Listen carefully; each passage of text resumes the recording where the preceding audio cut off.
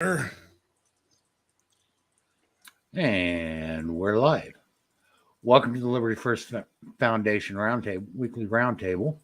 Tonight, we're going to touch on the push for increased gun regulations due to the shooting down in Texas this week.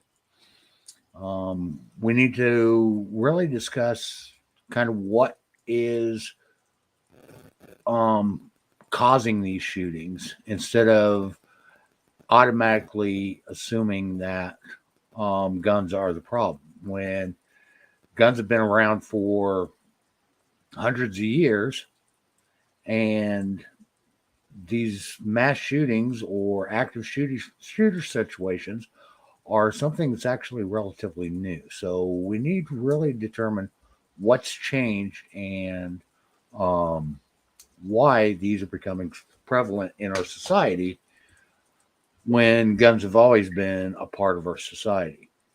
So with that, I've got Frank Johnson with me and Michael Vasquez. And we welcome you to the live stream. And as always, we encourage our viewers to participate in the stream discussion through chat on either YouTube or on Facebook. With that, welcome Mike and Frank. Hey, Good evening, gentlemen. it is good to be with and to our everybody. viewers. Mhm. All right. And if we're going to sit and, go ahead, Frank. I'm sorry. I'm sorry, I was going to say, if we're going to try and determine exactly what it is that has been transpiring for the last 25 years or so that would show the increase in school shootings or mass shootings in general,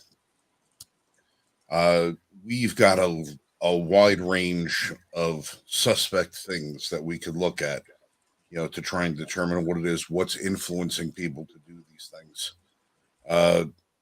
Some people are going to point to violent video games. Some people are going to point to social media, and that quick 15 minutes of fame that everybody's going to get. Other people can go back and point to, well, as soon as we took prayer out of schools, and replaced it with, a godless society, that may be a contributing factor. I mean, there's 1,000 things that we could point to. But the one thing that is going to pretty much remain the same, regardless of what happened, is that if evil people plan on doing something bad, it doesn't matter what tool they use, they're going to do something bad. We saw 3,000 people killed with something that initiated with something as innocuous as a box cutter. We've seen people killed with guns. We've seen people killed with bombs. It doesn't really matter what the tool is. If somebody's going to create mass carnage, they're going to find a way to do it. Well, we've seen that evidence in the bus in France running over a crowd of people. We saw in California when a woman drove into a crowd of people that were gathered for a parade. I mean, we've seen this. We saw over in Europe. I don't remember exactly which country. I'm wanting to say England, but I'm not positive. Where a person went through with a sword and killed a bunch of people. We saw a couple years ago in LA where a person went around LA with a knife killing people. So it doesn't really, the tool doesn't matter. We need to really have a discussion as to what's causing these violent outbursts, whether it's with a knife, a vehicle, um, a gun, people's fists, whatever it is. Well, let me pose something, and I want to make one correction to what you said, Frank, because we're not seeing an increase in this. Quite honestly, the data has been done, and this is one of the big problems with the news media and politicians they're pushing this message to the public that we are in this surge, that this is a new and unaccountable thing. No, it's been happening for over 50 years. And since about 1980, we have been essentially static. There's about the same number of mass shootings specifically, but mass events are pretty much static year after year. One year may be up a little, one year may be down a little, but it's very consistent. So the problem is consistent in our society. And part of that problem, the problem that enables it, isn't guns, it isn't cars. You're thinking of Nice, there's also Las Vegas, there's Waukesha, there's Manhattan. That's just with cars. There's knives, including on the bridge out in London, in the bridge, on their bridges where they had individuals with machetes. We've had that in the United States. And 2 weeks ago, it was in Israel, where two individuals had axes and they were killing people. So it's not the weapon. The thing that's making it possible is fear. That's the thing that makes it possible. The bigger question is, what motivates a person? And I've said this many times. What makes them come to the conclusion that the only choice they have in their life is to take innocent lives? The means by which they do that doesn't matter. The motivation is they're trying to create fear. Our politicians are trying to promote fear. Our news media is promoting fear. So that's the means by which this is done. That's the true weapon behind all of it, is the fear. But what motivates it, that's a different question. Let's look at this most recent incident. It's came out that the criminal, okay, I don't want to say his name, but the active shooter was bullied all through his school career. Big deal. For supposedly being a cross-dresser. One of the things that we can look at is all of a sudden we're seeing a huge increase in bullying claims. That's bull. Across the board. I'm not going to buy into the whole bullying thing. Neither am I. All right, I'm not going to buy into that. When I grew up, I was 7 or 8 inches taller than the nearest kid in the class with me, and I weighed half as much. If anybody was ever bullied in this world, I know that it was me. I dealt with a lot of it, and eventually. Hold on a second. Let me finish my thought, please. Okay, I'm sorry. Okay, we're hearing a huge claim of an increase in bullying. Okay, I'm not saying that it's right or true or anything, but because of this, all of a sudden schools started instituting zero tolerance policies, so that when somebody was causing you issues or problems, you had no means of being able to stand up to them anymore. Oftentimes, if you did stand up to them, you got in trouble while the person that was actually tormenting you got off scot-free. In fact, they were classified as the victim now all of a sudden. Well, that was what was going to lend to the point that I was about to make, is that nobody understands being bullied worse than I was. I was bullied relentlessly. All right. And it wasn't until the one day I decided to say, enough is enough. And I started to throw some hands and said, that's it. You're not pushing me around anymore.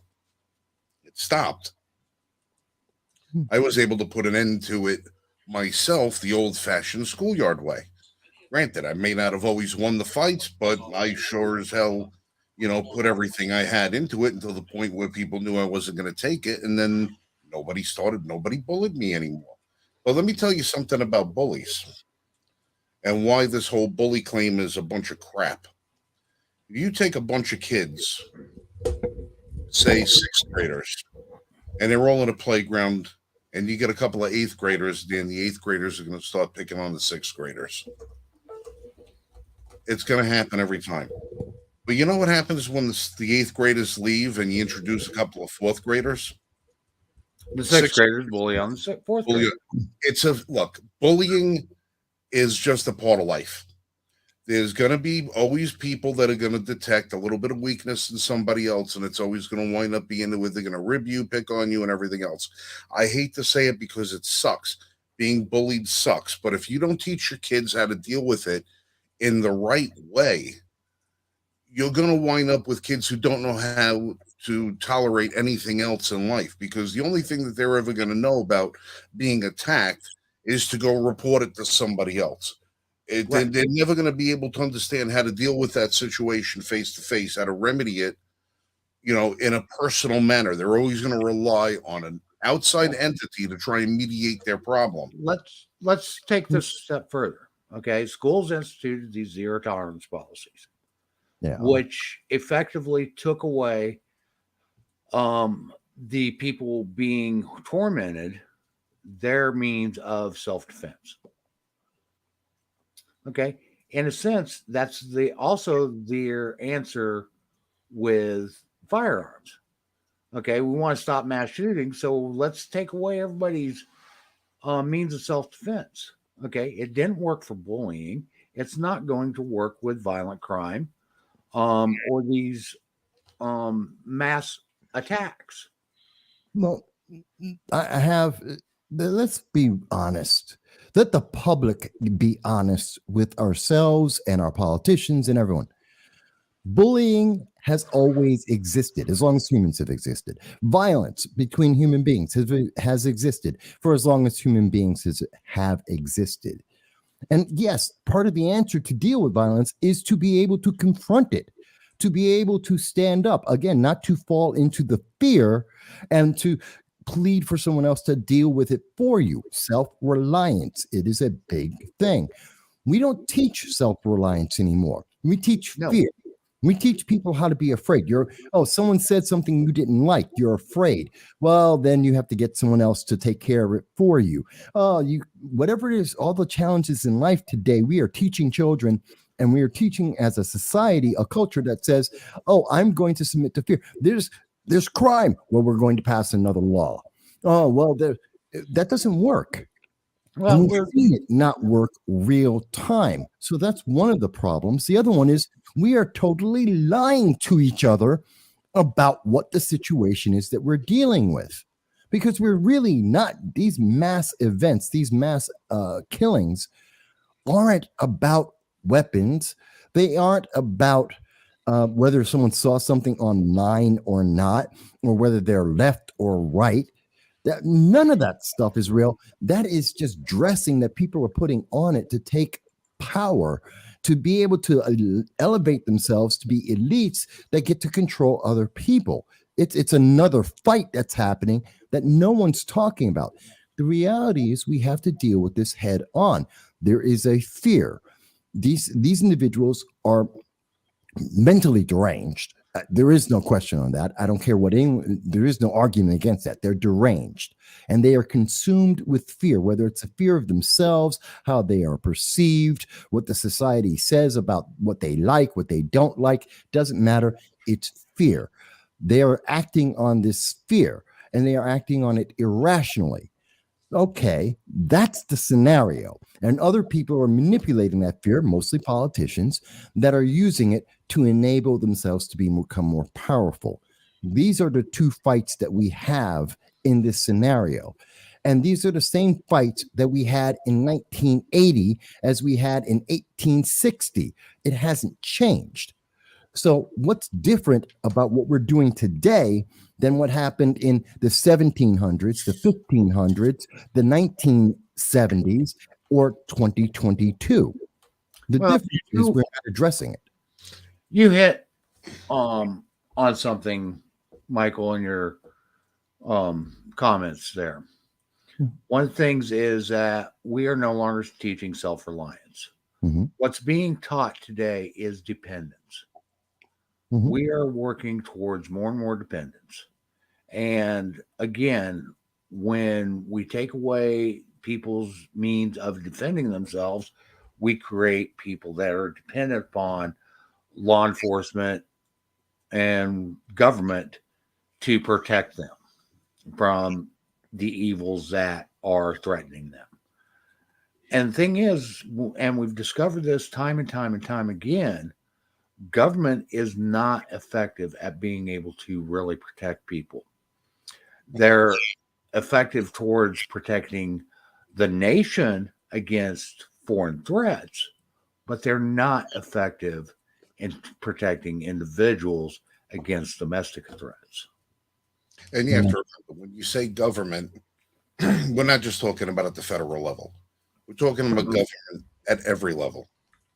Exactly. Municipalities, townships, cities, states, all of this. And we also have to remember when it comes to, government, they don't have an obligation to protect you as an individual either.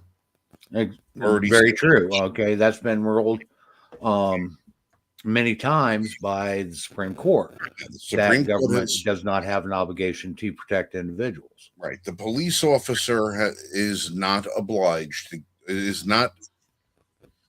he doesn't have a responsibility to get between you and the bullet. The gun that's on his hip is not for your protection. It's for his or hers. Exactly. They don't have to be that buffer between innocents and people who want to hurt them. And that's part of the problem, is that the more we hand over our independence to government at whatever level and give it to an authority-based system, we become more and more dependent on an organization that is not obligated to protect us.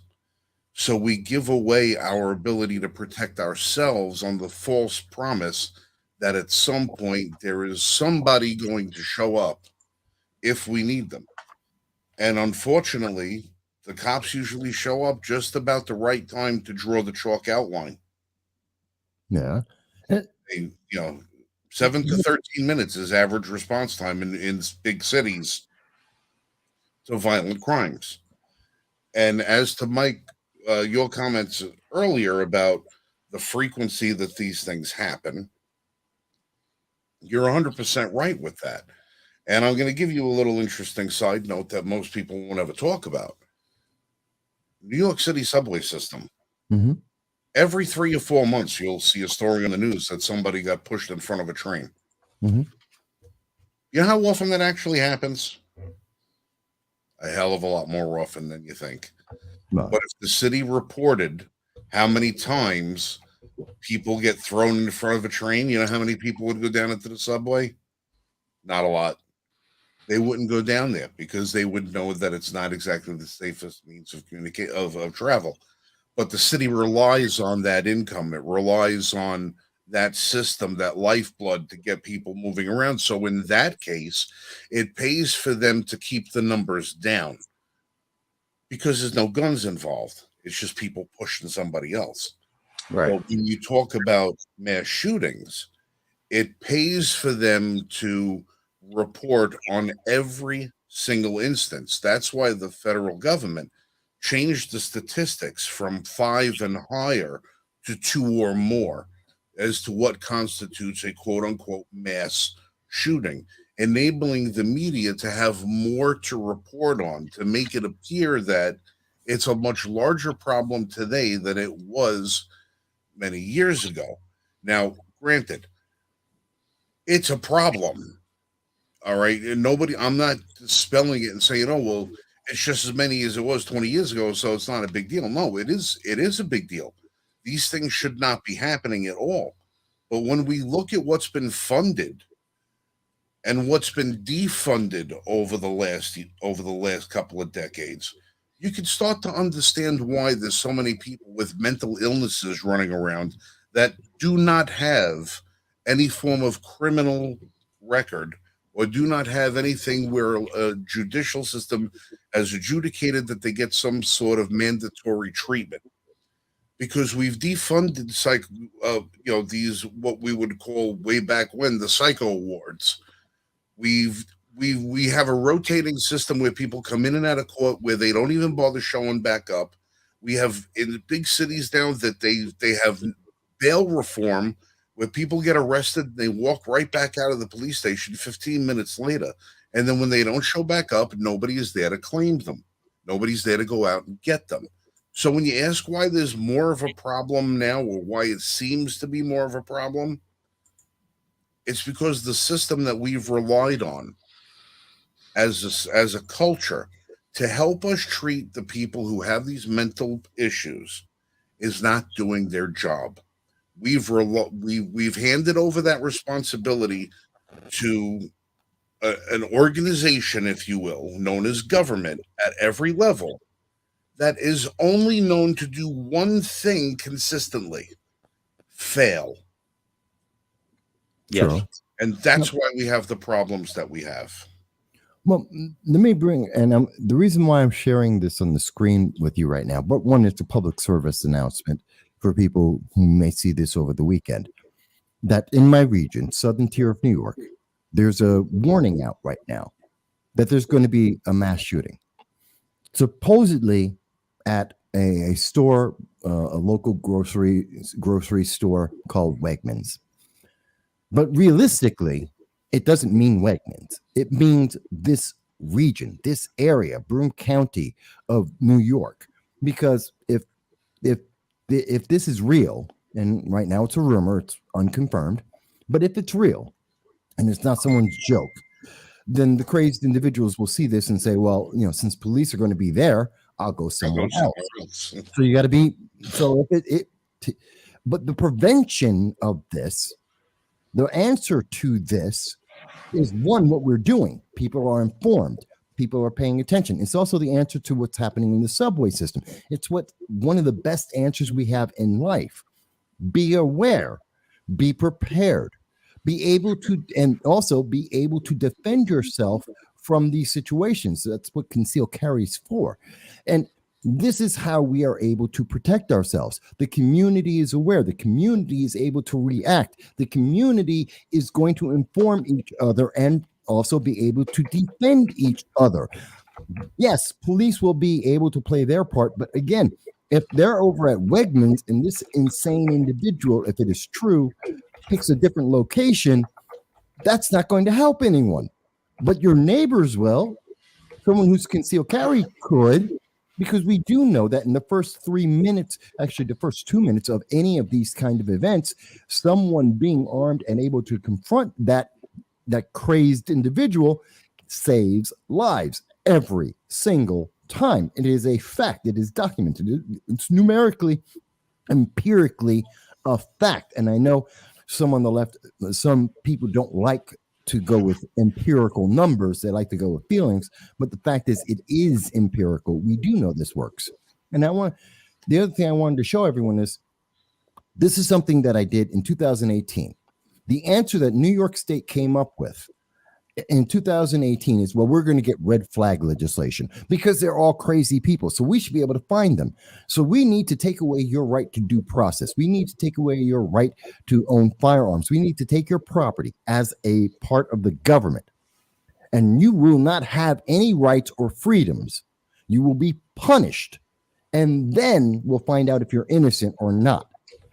And this is one of 8. This is an 8,000-page document where I go through all of the research that is available on red flag laws, including my contact and FOIAs that I did with the original state, Connecticut, and several other states, looking at all of the data that's available on red flag laws at that time, which really hasn't changed since then. And the government right now is telling us that the answer to the problem we're seeing that may come up this weekend, God forbid, is that the government is going to use red flag laws. And if you read this document, and if you look at what they're about to do, and the House is going to be voting on this, the Senate is talking about passing this, we're going to have a national red flag law that is going to say that the government can punish you without you ever committing a crime, without anything being wrong, just because people are afraid that something could happen. And the government's now going to have the power to punish you and take property from you and to destroy your life and that of your family because of fear. This is the big problem. So I wanted to share that, and I want you to understand this isn't going to help anyone, because when we stop being active, someone is not acting well. You know that, I know that. Great. Then talk to that person. Talk to people who can help that person. Don't wait for it to go through some court system. Don't wait for, well, if they do something crazy, I'll call the police. They'll show up 3, 5, 10 minutes later. That's too late. We need to be proactive. Part of being proactive is to be able to be well trained and to be able to have a firearm. I believe in concealed carry, and I've said it before that I especially believe for women, they need to be trained and able to do this so that you are able to protect yourself and others. And if you want, you should be able to have a bulletproof vest to help to defend yourself passively if you have that great a fear or that much of a need. And we are watching politicians running around saying they're terrified now. Great. We get to get more power. We're going to pass this law that's going to destroy your rights. It's going to destroy your freedoms. Well, we're going to take away everything that's going to protect you. it came out recently that one of the best ways to protect schools, and this is one of the things that the media won't tell you about. One of the best ways to protect schools is, number one, have armed security officers on site. Came from the Parkland, Florida review, 1-year review of the Parkland shooting. That was where they came up with that stat. And on top of it, to allow teachers that choose to be armed. Okay. And they said that was the best way to protect schools against these type of incidents. Well, I was sitting in the van today while I was at work, and one of the things that had dawned on me as to why we don't have guns in the school. And I mean, there's a multitude of reasons why we don't have it. And you'll have people who turn around and say, well, we don't have the funding. Well, we got billions of dollars to send all over the world. I'm sure we could, buy a couple of Glocks for some teachers. They're not trained. That's a load of crap too. I know a 1,000 trainers just like myself who would gladly volunteer their time to go through the time and effort to train teachers to be able to do what they need to do. The reason why we don't have guns in the school is because of what they symbolize. And I'm going to reach up here, and I have an unloaded firearm here in my hand. I have my Colt Detective Special. And you can see this is an unloaded firearm. To some people, this is fear. To some people, it's hope. To the wrong people, it's opportunity. When the left sees guns, they use it as an opportunity to try and stoke fear in people. Guns are evil. Guns are bad. The only people who can be trusted with guns are the police.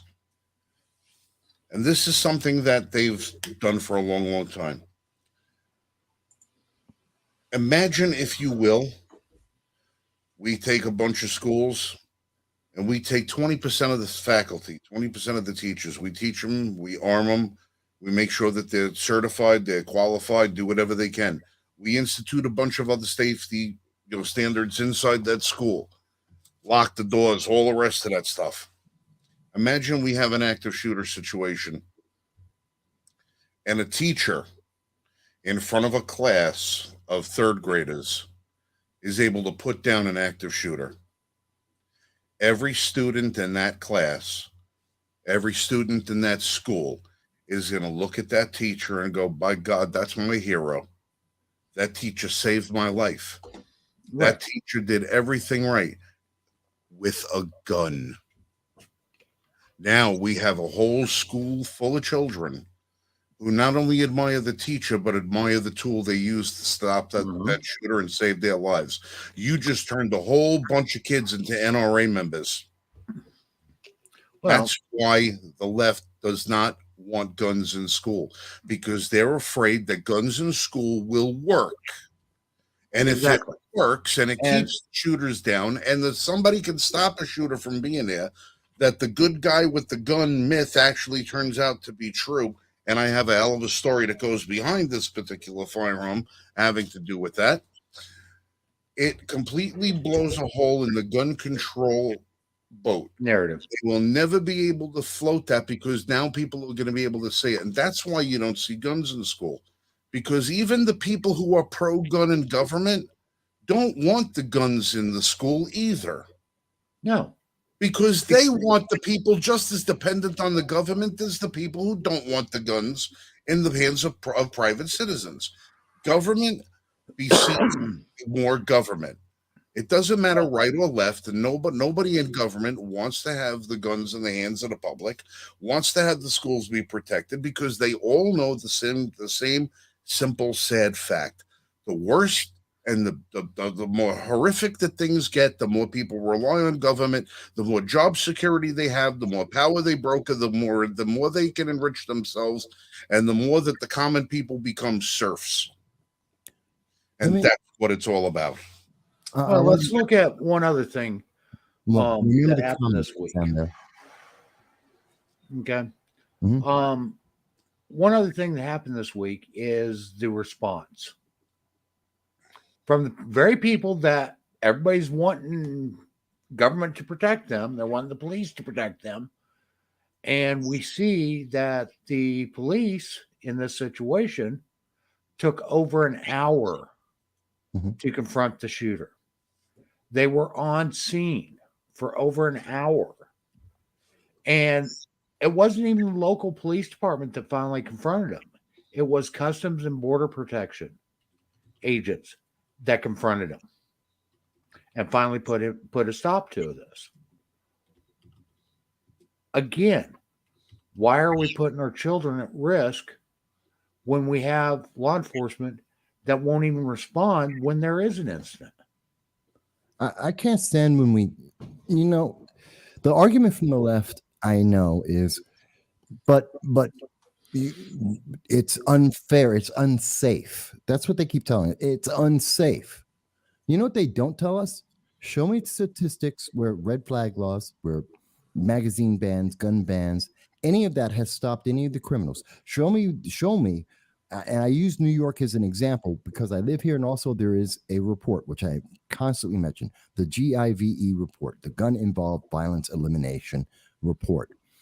We've instituted thousands of gun reforms, which are actually gun restrictions in New York State.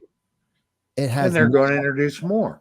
And they're going to introduce more. And they're about to do a national red flag law. And we've had the red flag law, and it didn't do a thing to stop any of the gun violence of crazed individuals, of individuals who are demonic in their actions. That doesn't do it. And I know that, and I did see the comment from Jan Rains, who's mentioning that there was Senator Ron Johnson had tried to say that he tried to pass a bill saying, yeah, we should have armed teachers. But the answer that we get from the left is, oh, but I'm afraid the teachers can't do it. Yes, they can. We've seen this as examples throughout the nation over decades that it can be done, and it is effective, and it does save lives. So, when you think about it, a teacher or faculty member in a school with an active shooter has got just as much chance of being killed as one of the students. It's called incentive. It's called incentive. If you train a teacher and you arm a teacher, not only do they have the incentive to save the life of the children that are in their care, they have the incentive to take care and save their own lives. Right, exactly. Two teachers don't were killed during this trying to protect the students. Yeah, imagine that those two people, I'm certain, would much rather have been able to return fire than act as a shield. Absolutely, because that would have been effective. That okay. actually had the gym teacher down in Parkland, again, used his body as a shield trying to protect his students. Okay, yes. It would have been great if he would have been able to actually confront the person that was attacking them. Right. But we take that the laws have taken that ability away from us. And we talk about the delay. Anybody remember the Pulse nightclub? Yeah. The Yeah. police waited outside for 4 hours while one man went around systematically executing dozens of innocent people.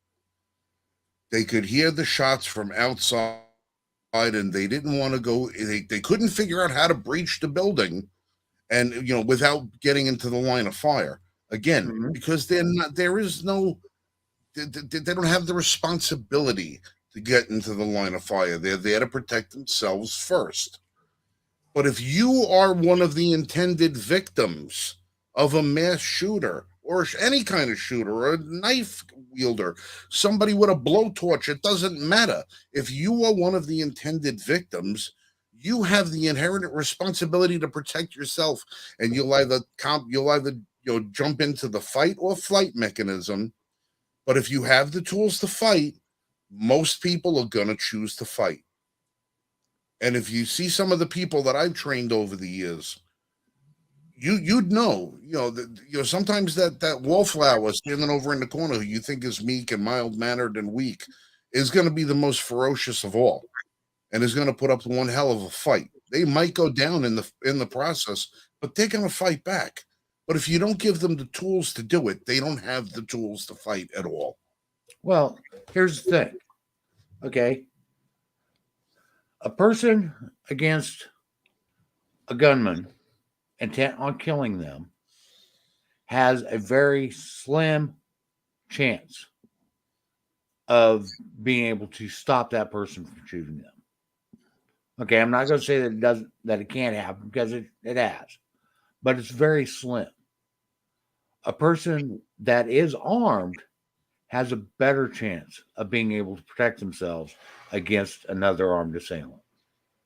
We've seen it over and over again throughout history and throughout recent history, even in our nation. Well, Jeremy was mentioning an event in West Virginia. I can name, there was a pregnant woman in Florida yeah, that saved her family. There was a man in upstate New York over by Rome, New York, where individuals were breaking into his home. That happened last year. There are many, many cases where we see that individuals who are armed and let's remember, 99.994% of all legal gun owners are completely safe. In fact, the only people criminals who don't go through background checks, they don't go through all the laws and the loopholes that are being put in front of us. They don't care, and they cause the problems. It's not really law-abiding citizens. And there's 165 legal gun owners in the United States, 165 million. And there are 350 million firearms, 2.5 per person on average. And the fact is, that's not a problem. So when I hear these arguments that, we just need to make it harder to exercise your Second Amendment right. We just need to impose the government and have the government have the right to take away your property, to take away your rights, to take away your due process, and to punish you as a criminal for not committing a crime. And the government wants you to rely on the law enforcement at whatever level of government may be, and they'll protect you. That's just not a trade-off that anyone should want to make, because it doesn't make sense. It just doesn't make sense. I don't understand that argument. Well, here's the thing. Okay. It was also reported that this individual that committed this heinous act had some severe mental issues. Okay. He literally was cutting his face. He is a cutter because of depression and other mental health issues. Why wasn't he getting the help, the mental health help that he needed? Okay, this guy was obviously very deranged, obviously very distraught, and had some serious emotional and mental instabilities. Why was all that ignored? Because The signs were there. It's been reported that the signs were there. Why wasn't he getting the help that he needs? Well, I can tell you that in some of these cases, like the subway shooter in Manhattan, the Wakusha, well, he'd used a car, but that was the Christmas parade. Mm-hmm. Looking at even the Buffalo, what we're looking at in this one in Texas, we're looking at individuals that don't help a narrative that certain political parties want to put out. They don't advance that goal. So those stories are suppressed. Think about it. This story, I hate to say this, but this story, because it's a Hispanic in a Hispanic community, you're going to see this story disappear probably by Tuesday of next week because it doesn't fit the program. The story about the subway shooter disappeared in 3 days. The story about the Wakusha driving the parade disappeared in about 3 days. But we're hearing about Buffalo constantly, and that's the one that we have to be afraid of. Well, what's the difference in all of them? Nothing's the difference. They're still all motivated by the same kind of evil, the same kind of mental issues. And in many of these cases, we have individuals who have been saying stuff online that they have been in front of police. They've been investigated. They have FBI or others that are aware of them, that are watching out for them. Again, it comes back to the further I take my self-protection away from me, the more in danger I am. And that's true. Oh, exactly. And again, okay, Jan Raines brings it up. Okay, he posted on Facebook that he's going to shoot up school. Most of these active shooters telegraph their intent and their actions well before they actually take them. We're finding out more and more often that most of these individuals were known by some authoritative agency, whether it be the FBI, the local law enforcement, the sheriff's department, whatever. Okay, they were known to be a threat, and nothing was done to stop them prior to them committing these heinous acts. One other thing on the Buffalo component, one of the reasons why it's being so processed is the racial component. Yeah. Okay, that fits their narrative. They're trying to make it about racism and guns.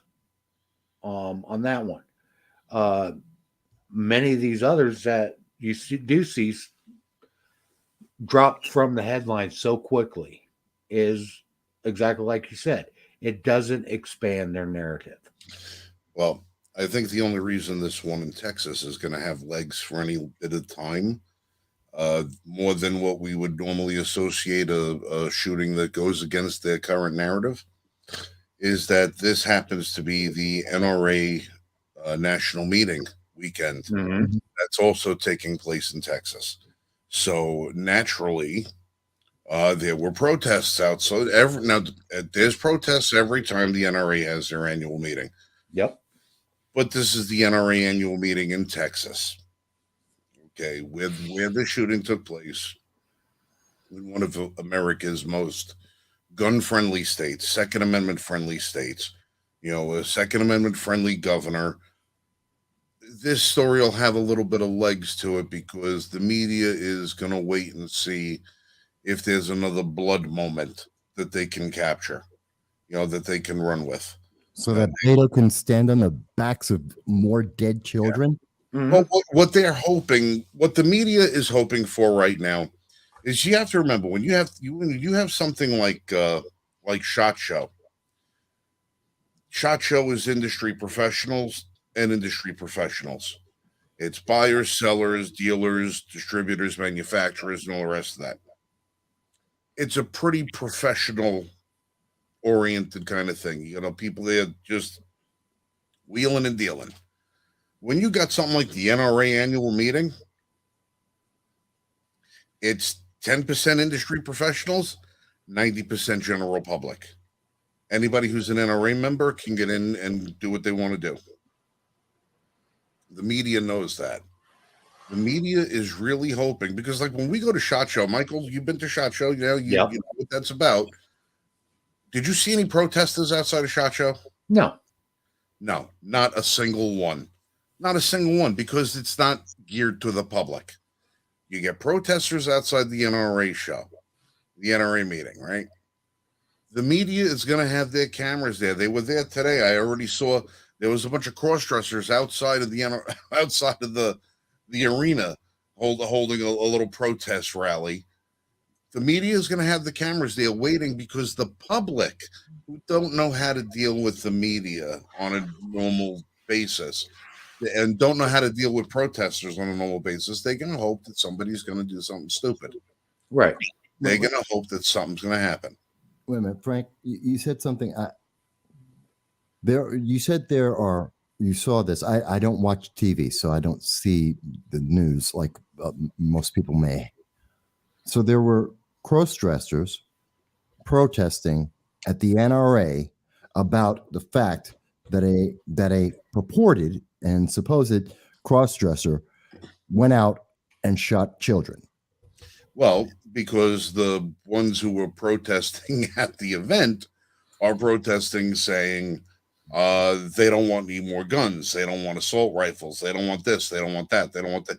But you have groups like the Pink Pistols who are, and the Liberty First Foundation, for that matter, organizations that strongly support the gay community and other fringe component communities being able to get trained and be armed so they could better protect themselves in a society of people that may not understand them or may want to do them harm. We want them to be able to protect themselves. Wouldn't you think they would be one of the first ones going up and saying, you know, we're being targeted.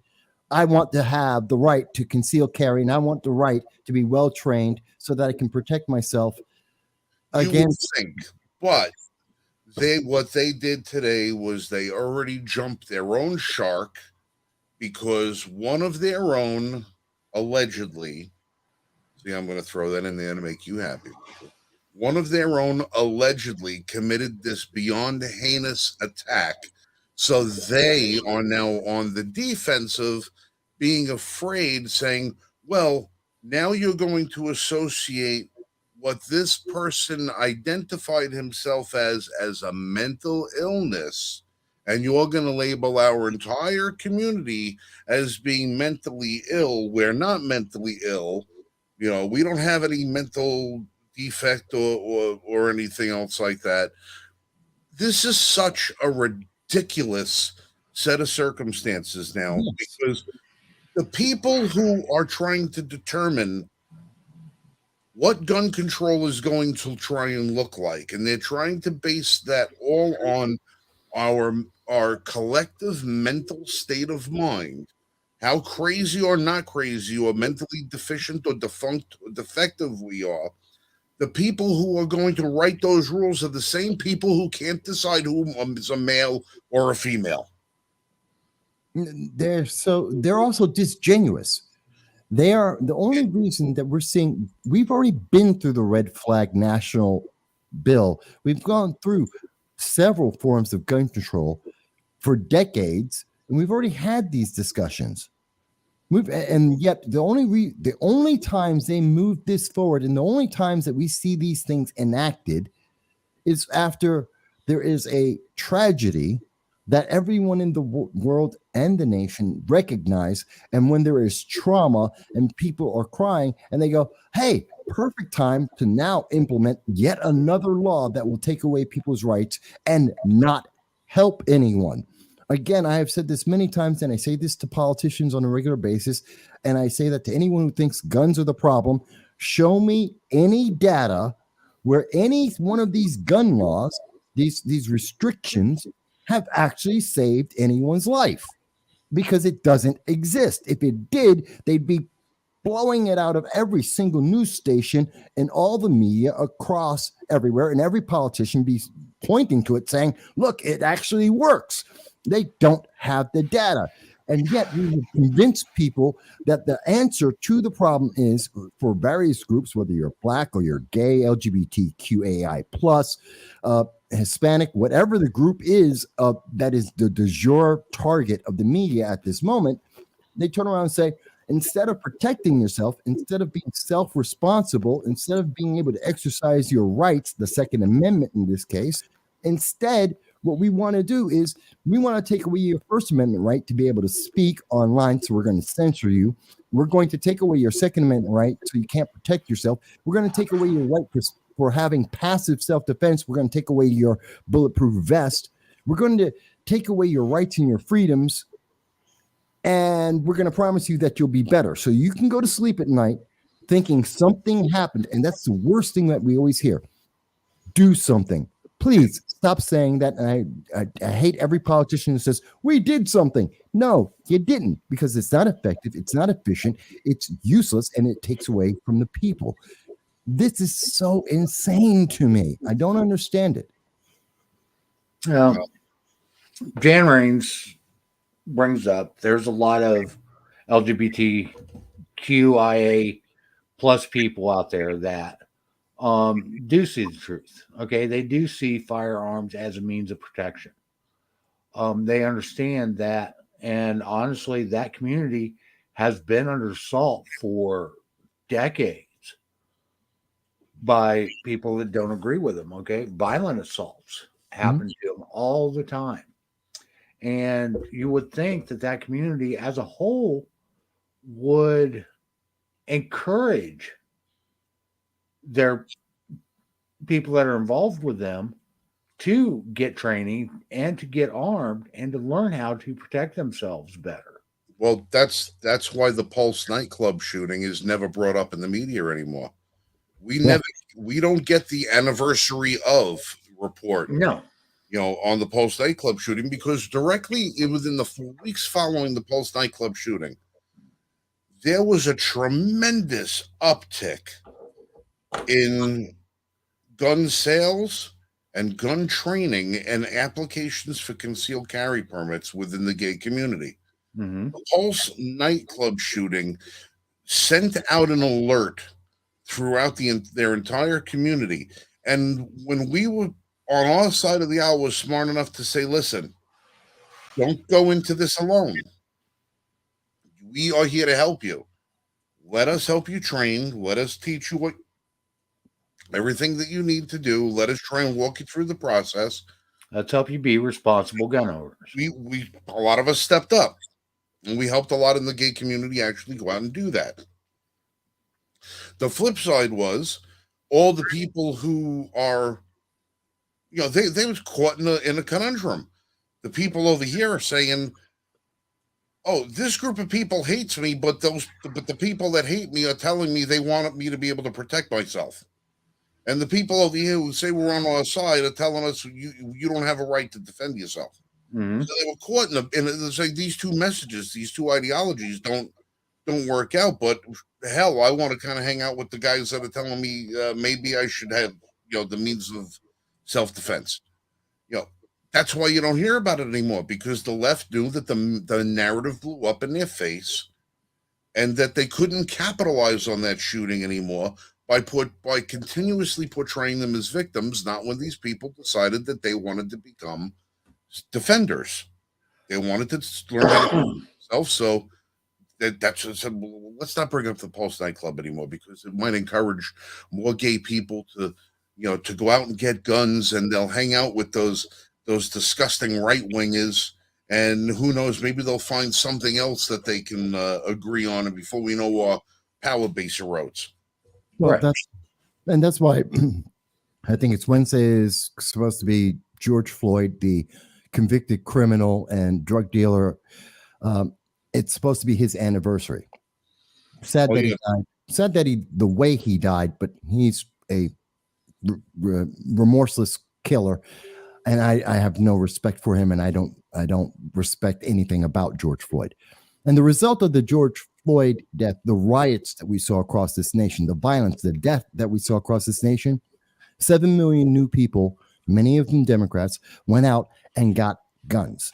And 40% of them, 40% of the new gun owners in 2020, and I don't have the exact stats memorized for 2021, were black women. Gee, that tells you something. Mm-hmm. That tells you something about the people who said, I have to protect myself because I may be a target of the rioting or drug dealers like George Floyd, the violent criminals like George Floyd, or all of this violence that was happening. And they realized police can't be everywhere at once.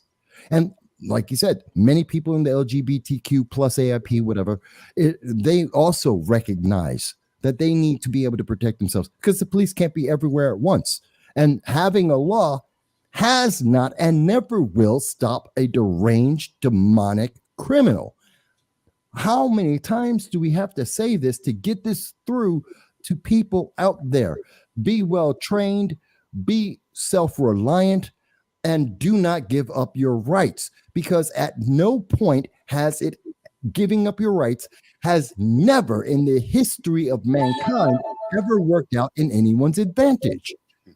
And No, I it hasn't. hear the argument that says, Mike, you're wrong. Here's the example, because it doesn't exist. And speaking of the anointed George Floyd, talk about tone deaf. Did you see Barry's tweet? Oh, yeah, I did. They were Okay. shooting- What Yeah. a disgusting human being. Well, he's right there with Beto. He's What right a- there with Beto. for those of you who haven't heard or seen what the former resident of 1600 Pennsylvania Avenue had to say, he tweeted this on the day of the shooting in Texas. Oh, you got it? As we grieve the children of Uvalde today, we should take time to recognize that 2 years have passed since the murder of George Floyd under the knee of a police officer. His killing stays with us to this day, especially those who loved him. He says this on the day that a dozen and a half kids are laying in body bags. That Yeah. he's going to go out and he's going to go out there and pay honor to George Floyd, this scumbag, drug dealing piece of shit.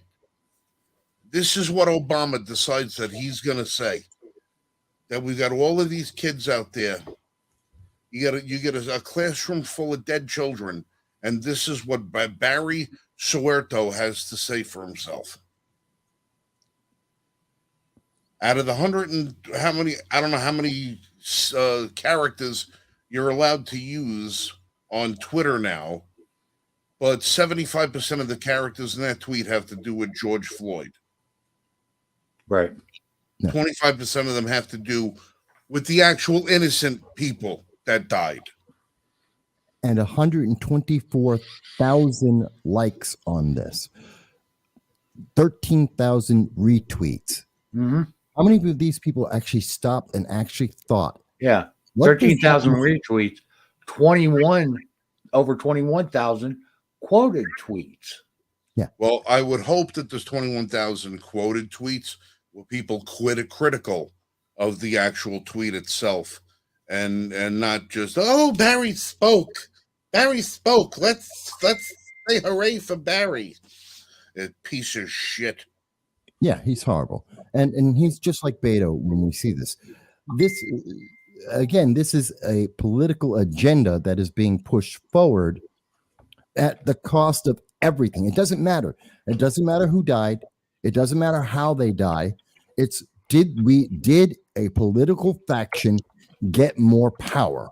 That's what they're worried about at the end of the day. Because that's what Barry's statement is about. That's what Beto, the fake Hispanic O'Rourke, who is appropriating Hispanics, that's what he did. That's what the people who are running out and protesting this that are LGBTQ and not saying, hey, maybe we could use this. This is something to help our community. If you're not, because it's the emotion. They're using this emotion against us, and we don't recognize what we are doing to ourselves by just accepting this emotion, by just running rampant and going, oh my God, I'm not thinking. I'm just feeling. I'm feeling what they told me to feel. So I'll just keep feeling and not realizing, well, this isn't your advantage. This isn't anything that's going to help you or protect you. It actually hurt. It helps to create this same environment, this downward vortex of I mean, what have we gotten out of this? We've got more division in America, and we've got more separation. We've got more people angry, more people filled with emotion, and we're no closer to a solution, and no one's more better protected. And they're going to tell me, well, Mike, you just don't understand. They just need to have more gun control. And what criminals listening to that? Besides the criminals that are saying, oh, so you're going to be everywhere I go, people are going to be undefended. It just makes it that much easier. It's not productive. I mean, does my logic in anything I've been saying, is it not making sense? Because I think I'm a logical man. It does. It's just, when I sit here and I try to navigate myself through this twisty, curvy wall of insanity that they've put up, I get lost. It's like the worst case of Who's on First you could ever possibly play. It's when you try and figure out all of these hundreds of different things that are going on. Beto. And it all brings us back to the same thing, though, because they'll pass this just like they passed gun bans and magazine bans, and they put out the New York Safe Act, and they put out the red flag laws in 18 states in DC, and then we wind up being in the same place. And then now they're going to ghost gun bans, the least important issue ever. Please tell me, when was the last time you heard anyone say, hey, and this person had a ghost gun? It doesn't happen. Right. Least important issue whatsoever. Why? Because they've run out of excuses that say, oh, but we need another one of these laws, because it's not helping anyone. 32 executive orders by President Obama did nothing, because it's not affecting crazed, demonic individuals from committing crimes. In fact, you're encouraging them. Yeah, you're encouraging them, and you're giving them target-rich environments. Yeah. Okay, you're giving them an environment where they can reign supreme because nobody has the ability to actually confront them. In places where, and we've gone over these statistics before, in places where people are armed, if an active shooter situation starts, the amount of casualties is way lower than in areas where people aren't armed. They happen less often in areas where somebody may be armed. It's telling. I want to show everyone how they're lying to us, by the way. Check this out, folks. And you'll see it on the screen in a moment, because this is important to understand for people. This came out yesterday. States with the most gun violence share one trait. You know what they're not putting in that CNN headline? Same thing they put out. Now, this is January 20th, 2022. So they're putting out a story yesterday that they already ran January 20th. And you know what's the important thing that they left out in yesterday versus what they put in the 2020 January 22nd? Suicides. The only way you get to be able to say this is that you have to include suicides.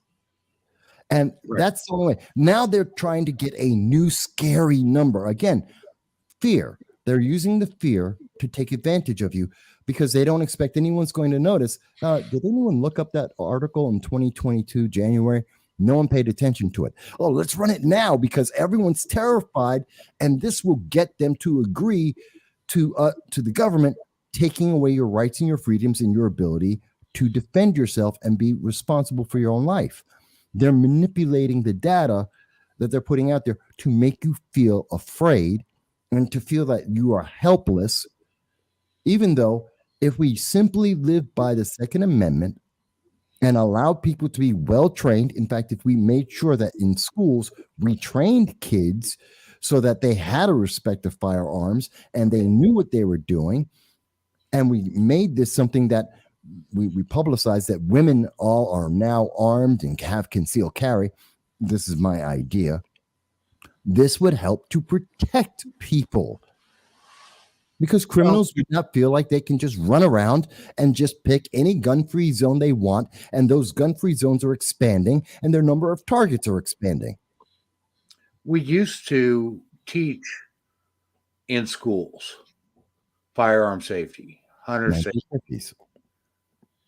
And since we've gone away from that, we are seeing more kids having issues with firearms and stuff like that because they don't know what to do.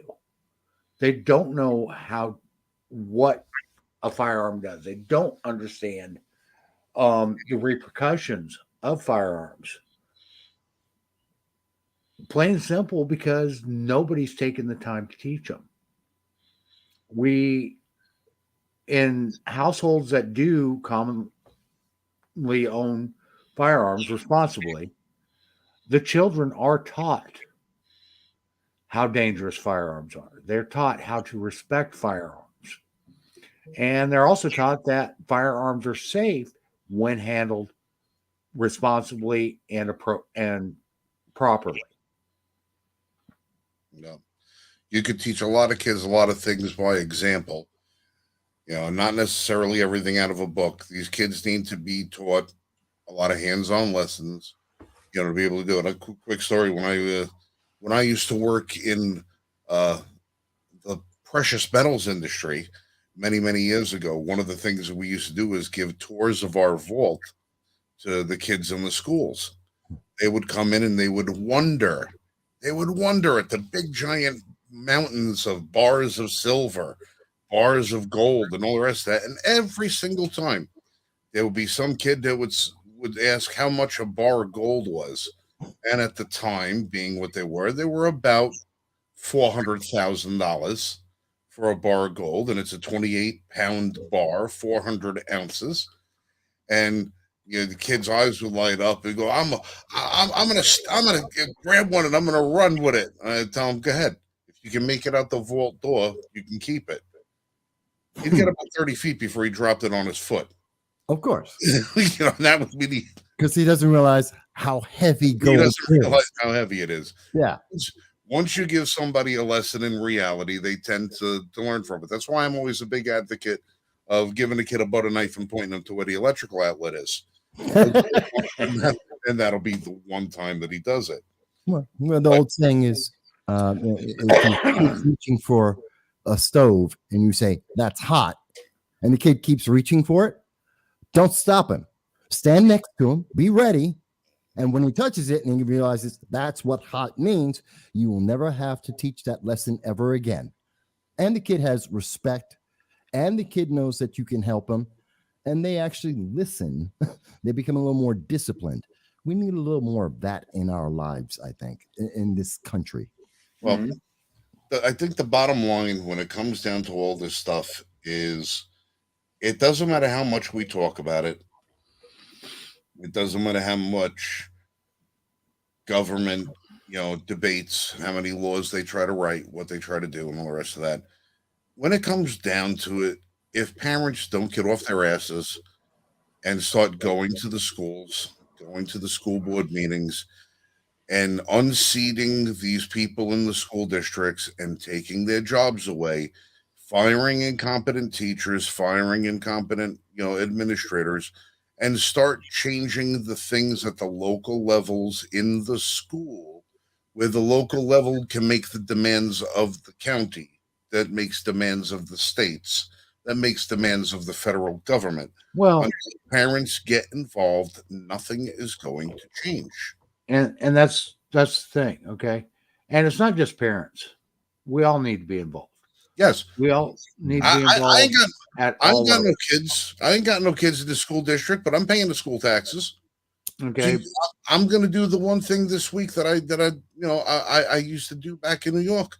I'm going to go to the local school during school hours, and I'm going to walk around the school, and I'm going to see if there's any doors unlocked. And when I find one that's unlocked, I am going to raise a whole hell about it. I'm going to go out there with my camera, somebody else with me, with my media pass around my neck and everything. I'm not going to bring a firearm with me because I don't need to get shot in the ass by anybody. But I'm going to make an attempt to go in and find out if there's a way to get in and out of these schools. Because Well, if there is, then they're failing.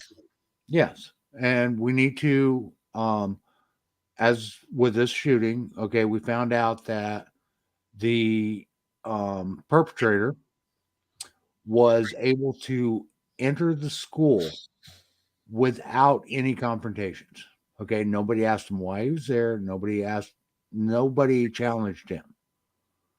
Okay, and again, he was able to act for over an hour before law enforcement finally stopped him. With law enforcement sitting outside of the school while he's committing this reign of terror. Okay, so we don't have to just challenge the schools and the incompetent administrators at the schools. We need to be challenging our police forces and holding them accountable. Okay, honestly, that police department is just as culpable for all those deaths as the shooter was. I'm not gonna go that far and say that it's as culpable because they didn't pull the trigger. They didn't No, create they the didn't. circumstances in which I'll the give you trigger. that. All right, they didn't do it. I'm going to hold them accountable for their cowardice. Mm-hmm. Yes. All right, I'll hold them accountable for their cowardice. I'll hold them accountable for their unpreparedness, because from what I understand, they didn't have bulletproof shields with them when they got to the school. These are things that they should have been equipped with. Okay, these are things I will hold them accountable for that. Now, listen, until and unless you've actually been under fire or been in a situation where bullets are flying and you know how you're going to react at that moment, it's really hard to try and put the onus on somebody is to say, well, why didn't you run into that building? People react differently under stress. Under any moment, a guy who's done it 100 times may crack and not do it the 101st. We don't know. You don't know. Things happen. People react differently under any circumstances.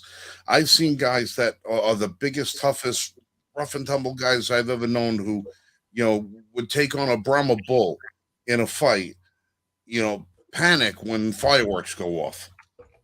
We don't know. So there's a certain amount. I don't ever want to just get off onto the point where we're going to hold somebody else responsible for somebody else's deeds instead of holding them responsible for the actions that they should have, at minimum, been able to take. But I want to in looking at this, people want to blame. They're looking for someone to blame. They want someone to target their anger and their fear at. And police are an easy target. So that's why they're getting targeted. But I'm not being emotional about this. I'm not being Steve Kerr. And I don't want to use emotion to manipulate people. I want people to think for a second. So the answer to this is blame the police, blame the gun, and blame the fact that we don't have enough laws besides the 22,000 gun laws that we have in the United States at this moment at all levels of government. 22,000 gun laws. We don't have enough laws. So they're going to put out a new law, which is going to be the red flag law. And that's going to solve it. And which makes no sense when you think about it. Forget about the data. It just makes no sense. But here's the thing that I want everyone to think about on top of this. Why am I so upset about this?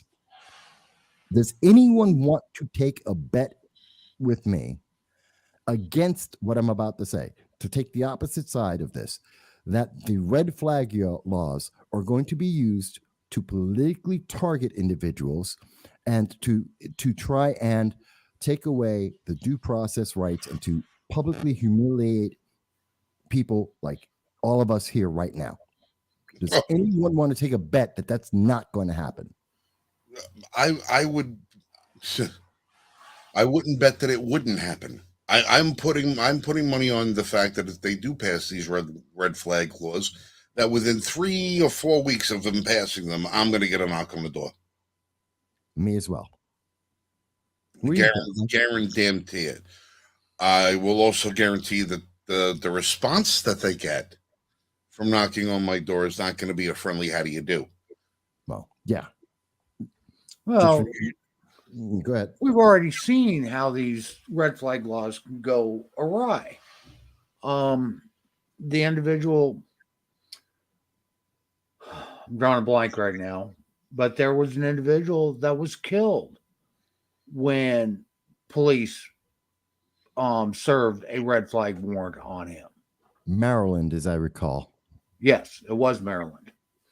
And the red flag was initiated due to an argument the night before between family members about an elderly uncle, whether or not that elderly uncle should be put in a home or not. Yeah, it was an erroneous complaint over a family issue that led to a false filing that led to an illegal entry, a violation of the man's constitutional rights, ultimately ending in his murder. Because as far as I'm concerned, I don't care what the law says and what they were allowed to do. The man was murdered by the state. Yes. Showed up at his door. Mhm. And all the red flags are usually initiated somewhere between 5 and 8 a.m., usually closer to about 6 a.m., so that you're asleep and you wake up and you're delirious. You don't know what's going on. They're banging Disoriented. on your door. You're disoriented and someone's banging on your door like they're trying to break it down. And when people react to that by saying, well, someone's trying to break in, I'm going to defend myself because I can. Then we get into these incidents where someone gets hurt and or killed. It's terrifying. Yeah, that warrant in particular was served at 5:03 a.m. Yep. Happens all the time. And I know the data because I follow it. And again, this is why they don't put the data out. Do you know how many red flag actions have happened in New York State since they passed the red flag law? I have no clue. I actually do know because I asked the state of New York. 1,406. You know what New York State can't tell you? How What's many that? children were taken away from the parents in the. Let me back up for a second. Something that has been confirmed by over 12 different lawyers, about half a dozen different state governments and politicians in various states. I have confirmed this over and over again. And this is a fact. For the red flag laws, every state has CPS, Child Protective Services. So if a judge has signed a warrant that allows the police to come to your home to take away your property and deny you your Second Amendment rights, they are vacating your Second Amendment rights. That home is too dangerous for your children to be in. And by law, in every state that there is Child Protective Services, the police are required to notify Child Protective Services. They, on Child Protective Services, is required to take your children away from you. Mind you, no crime has been committed. There is an allegation that you might, at some point in the future, be dangerous. Maybe. And if the claim is false, there is, in every state that I've looked at, not one statute that says, oh, if it's a false claim, if it was done maliciously, there is no penalty to the person who made that claim. None. So they can National Fire Coalition. Huh? The discharging was not in defense of his home. The discharge that happened during that confrontation in Maryland was actually due to officers trying to take the firearm away from him. And in the struggle that ensued, of the officers trying to forcibly remove that firearm from his possession, the firearm accidentally discharged. And then the partner shot the individual. Well, on that bright, cheery note, gentlemen, I'm going to let you guys continue. I have a 11-week-old puppy downstairs that I can hear. I love that puppy. Go outside. That So puppy's I will bid you all a fond, fair adieu. I love you guys. Keep it real, keep it going, and as always, you guys be safe and shoot straight. I'll catch you next week. All right. Yeah, have a great night, Frank. Oh, and Jan, NFC, thank you guys for stopping in. Jeremy, next time, don't be late. But you can see where my anger comes from about this. I mean, these are laws that are built to be abused. All of this is a series of actions that are hurting people, and they are not protecting. They keep saying they're protecting you. None of this protects you. Kathy Hochul, the appointed governor of New York State, is trying to say that, she's going to censor people that she doesn't like, so that will protect you. How is that going to protect you from some insane, demonic criminal who decides that their only option is to hurt innocent people? I don't understand how she thinks that this connects. There is no connection there. Yeah. None of this makes sense to me. When you take out the emotional component and you take away the fear of someone saying, well, you just want kids to die, because that's always the answer, because they can't answer the data. They can't answer the logic. And the answer is, well, you just want kids to die. No, I don't want them to die. In fact, what I'm talking about protects the kids far more than someone saying, well, I passed another law against law-abiding citizens who aren't the problem in the first damn place. Right. Okay. And honestly, these laws making it more and more difficult, making it cost more and more for individuals to be able to exercise their right of self-defense, is putting people in jeopardy. It's not saving anybody. Okay. And then with these red flag laws, it could be months before you're even able to request an appeal of the red flag warrant. And then you have to prove that you're not what the red flag law was issued for. Well, it doesn't work in the first place, though, because the Buffalo shooter, under the red flag laws that exist in New York State already, and I've seen the proposals that are in the House and the Senate, they're exactly the same. He already got the red flag put against him informally, and they did the investigation of him, and they let him go. It didn't work.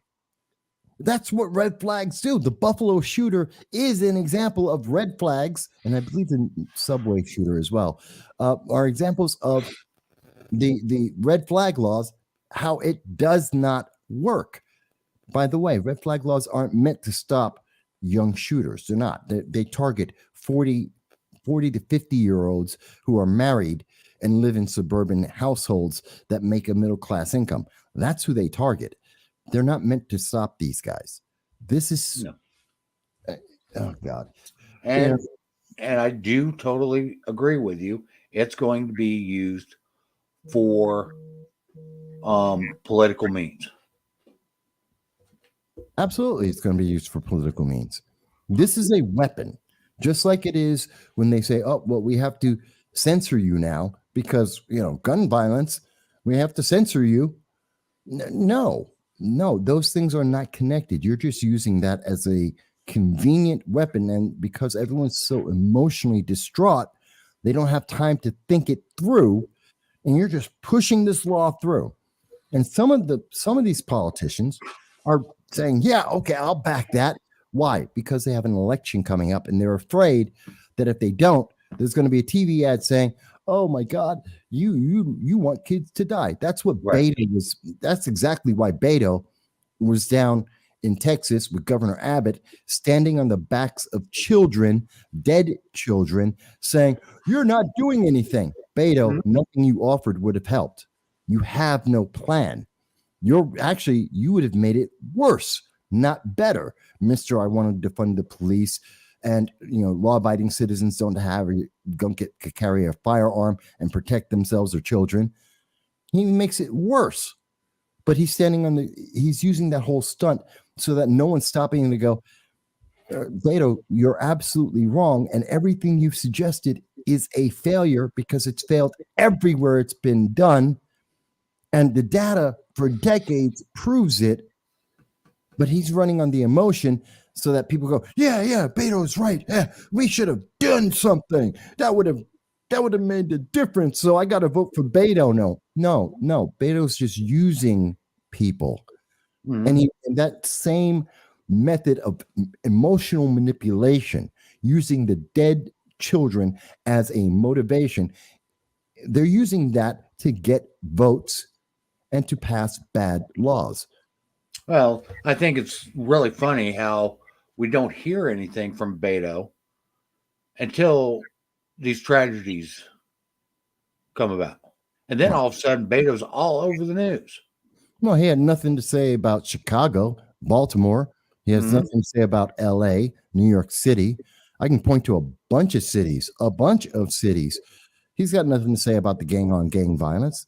He has nothing to say about the black versus black crime and violence. He's got nothing to say about any of that because he has no solutions. He's not Right. offering solutions.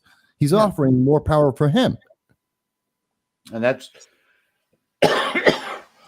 that's ultimately what all this comes down to. When you Okay. strip away the emotion, yeah, that's what it Right. comes down to. It's a power grab, and it is another means of government taking away our rights, our freedoms, in order to implement more control over us. It really is. And people really need to stop. And if you feel like, oh, I'm so emotional, I have to, if your emotions are making you say, I have to vote, I don't care which party, I don't care who it's for. But if you're like, oh my God, I'm so angry, I have to vote, stop right there and calm down, calm the hell down, and actually think, am I voting because I'm in this emotional cycle? Or am I voting because this is an effective, efficient person? Do they have an effective, efficient plan? Because I can tell you, Beto doesn't. If you actually listen to what he says and take out all of the emotion and think, does this actually stop criminals? Does it actually stop the deranged? The answer is no. It stops law abiding citizens from protecting themselves. Is that still what you want to do? Well, look at the emotional hatred that was put forth during the last election, Mm-hmm. and what that actually wrought us. Higher inflation. We're in a recession, international destabilization. Americans abandoned in Afghanistan, Americans abandoned in the Ukraine. The problems continue from there. Open Okay, border, and they get terrorists worse entering America. every week. Yeah, and the 4 terrorists that entered America, and God knows how many we don't know that entered America Mhm. along with them. Right. That's Okay, and it just keeps compounding week after week, day after day, and because of hatred fueled emotion. Okay, and Orange Man bad. Nobody really looked at what was truly happening.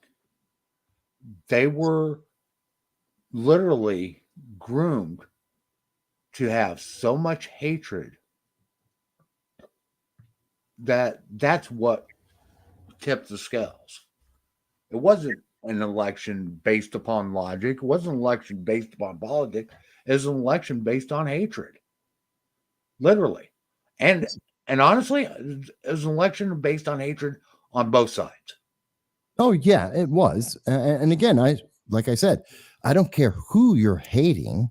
If you're saying I have to vote for this person because I hate, and stop right there. If you're saying because of my emotions being so, stop right there, and then calm down and look at it again and say, but do I really support that? Is that And really honestly, going to be effective? if you're voting in order to get anybody but blank in office, then you probably really need to not vote. Yeah. Okay. I mean, if that is what your vote comes down to, is to vote for anybody but someone, then you need to really reevaluate how involved you are and start being attuned to what the true issues are. Okay. Because you're voting that way, it means that you've been emotionally manipulated. Yeah. And I think there's far too many elected officials right now. And this is why I'm so upset about the Congress right now and why I'm mentioning the red flags. And we can see how this plays into the real world. We're giving you real world examples of how this works. And we've got 18 states with data going back to 1999. I'm not making this stuff up just like, oh, well, because I'm upset today. I'm telling, there's data. I've done the reports. I've presented it to New York State more than once. We know this doesn't work, but it does make you less free, and it makes it harder for you to protect yourself and your family. In the same way that they're talking about now they got to get rid of bulletproof vests. It protects you and your family. It makes no sense. And it doesn't, the things they're offering you will not stop the Buffalo shooter, the New York subway shooter, the Hispanic shooter in Uvalde. It's not going to stop the guy in the car and attacking the Christmas parade in Waukesha. It's not going to stop the woman in Las Vegas who ran over an 11-year-old child and a dozen other people. It's not going to stop the guy in Manhattan, 2017, who drove a van in Manhattan, ran over I think it was 8 people, wound up injuring 11 others, jumped out the car with a knife. These laws aren't stopping any of the crazies. I want you to look through our history. Okay. And every time we have voluntarily given away our rights, it has always been due to an emotional reason. Look at the Patriot Act. Yeah. Right after 9/11. Yep. Bad law. Very emotionally charged event. And what's the first thing we do? We give the United States government the ability to spy on us. Secret courts. Courts. Okay. I mean, all the way, you can look throughout history. Every time we lose freedom, it is based upon an emotional response to some event. Yeah. Every time. And it's terrifying because it only hurts. It literally hurts more people than they promise to help. Oh, it does. All the time. It does.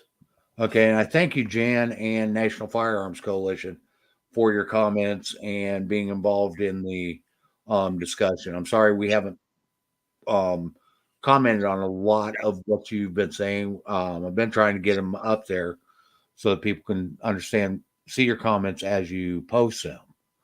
Well, I think we are kind of addressing the issues that they're bringing up. But yes, we are. Okay, we're not directly commenting to their specific comments, but we are addressing what they are talking about. Because this is a big, I think, see, I want to try, I know I'm coming off with a lot of passion, and I know there are people who are on the opposite side and they have a lot of passion too, and I'm not faulting anyone for being passionate, and I'm not saying, and I want people to understand, just because I support the Second Amendment, just because I think that people are better off being able to conceal carry doesn't mean you have to do it. I'm not sticking a gun in your hand. If you have an ethical, moral, religious, whatever your reason is that you say, but I don't want to carry a gun. You don't have to. But stop trying to say I can't. Just because Well, you do want that's to just the doesn't thing. mean Okay. I can't. And that's where we really need to start looking at things. Okay, most of the pro firearm community wants people to do so voluntarily, wants people to own firearms voluntarily. Mhm. That is an individual choice. It is an individual choice to decide whether or not you want to own firearms. Okay, plain and simple. It shouldn't be a choice left up to government. Either way, Yeah. government shouldn't require you to own firearms, and government shouldn't prevent you from owning firearms. Yeah. I mean, it never works out well. Again, and when we look around the world, everywhere in the world where we've seen government, well, let me correct that. Virtually everywhere in the world where we have seen the government restrict people from being able to defend themselves, we have seen authoritarian governments. Mhm. Now, people will say, well, Mike, look at the United Kingdom. That's not an example. Well, they started off as a monarchy. When they, in the 1500s, I believe it was 1532, when they made firearms illegal. Yes, in 1532, guns existed. Multiple barrel, multiple firearms existed in 1532. And it was a monarchy, which is an authoritarian government. So, yes, they did impose that. Why? To protect the nobility. That's exactly why England doesn't have a right to bear arms, because they were protecting the nobility and the king. Well, and this is something we need to look at with England too. Okay, England started off as monarchy. Yes. Then they started moving away from a monarchical government towards a parliamentary government. Yes. Then they started moving back towards a more authoritarian government with the advent of prime ministers. Now you no longer really had kings that were in charge, you had prime ministers that were in charge. Yeah. Okay. So we've seen England transition towards a more and more authoritarian society after they started moving away from it. And one of the biggest reasons why they started moving away from it was for the exact reasons that America fought the revolution. As the citizens of England were getting tired of having their rights being taken from them. Yeah. Being usurped from them by a person that was in power because of his birthright. And that's the only reason why he is in power. Yeah. And we're seeing this now. I mean, and I always like to point to this because it's the most recent example, but it's Venezuela. It's the most recent example. It's real time, people. This has happened in, I mean, people who've been born, kids who are now 18, almost everyone. I mean, it was literally just 4 or 5 years ago that Venezuela switched over to a socialist government, became authoritarian, stripped away everyone's rights to firearms and privatized their economy. And now people are starving. We see that measles and chickenpox and mumps are escalating. They have exponentially increased in those cities, that country. And we see that the government of Venezuela is killing its own population, as reported by the New York Times. Mm-hmm. So this is the path that we go down as we restrict this and we see people abuse these laws to harm people. It's Well, terrifying. and we cry out about Russia trying to impose its authoritarian regime on Ukraine.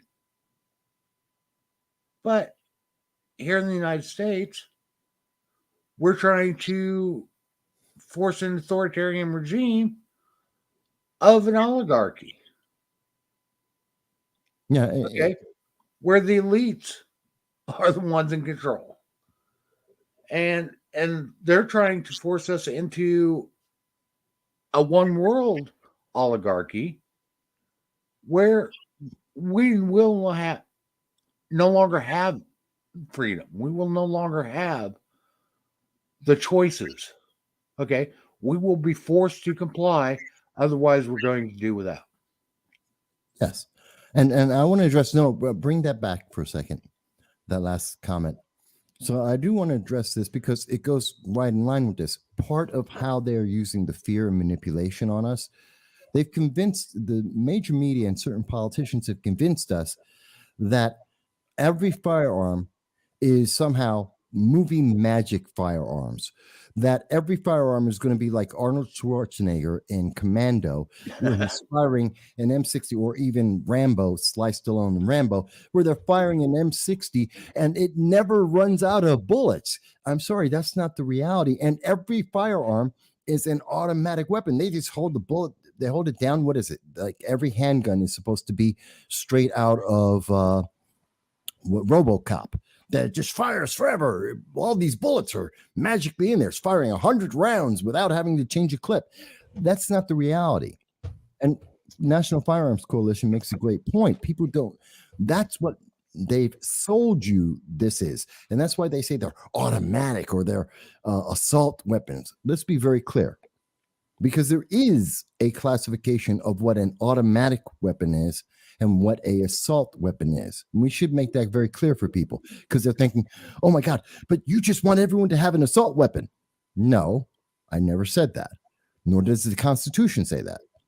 An assault weapon is a fully automatic. Well, actually, first of all, an assault weapon is any weapon used to harm another human being. A piece of wood, a stick on the ground is an assault weapon. You're using it to assault someone. So let's stop using that term. An assault firearm or an assault rifle, that exists. It's called a military weapon. It's an M16. It is a fully automatic rifle. It is just short of a machine gun. That isn't what's available to the public, nor is anyone saying it should be, although I would actually say, yes, everyone should have it. But that's not what's being advocated for. And that's not what you get to buy in a store. That's not what any criminal in America has used. There is an automatic firearm. That's a machine gun. Let's be very clear. That's a machine gun. And in America, only 4 times has a machine gun outside of gangsters during the 1930s. Outside of that, since the National Firearms Act of 1934, there have been four cases where someone has used a machine gun to commit a crime. That's it, since 1934. Mm-hmm. By the way, 732,000 Americans own machine guns right now. You can legally own a machine gun. You can legally own a tank. And people do own tanks, and they own flamethrowers and rocket launchers and machine guns. 732,000 Americans own machine guns. 31,000 of them in New Jersey, and over 16,000 of them in New York State alone. Well, and this is the type of misinformation that's going on. Okay, this is from a protester, and this has been floating around for quite some time. Oh God, I saw that. It's so stupid. Yeah, this is the size of the hole made by an AR-15. Yeah. Do you remember? Okay. Remember when Representative Sheila Jackson Lee said that an M16, it weighs as much as 10 boxes and it Mhm. fires a 50 caliber bullet. You know what? Do me a favor, folks. If you think there are videos on YouTube right now of 10-year-olds who can carry around an M16 because it weighs fully loaded 7.8 pounds. It's not heavy. And it's not like firing an M50 machine gun. This isn't a Rambo movie. A 10-year-old can fire it. It's safe. It's if you know what you're doing, if you are trained, it is as safe as any other rifle. In fact, there are many rifles that are more powerful that people own right now. This stuff is insane that people say this stuff. This is And stupid. here's another one. Okay, I'm going to actually try to get this enlarged.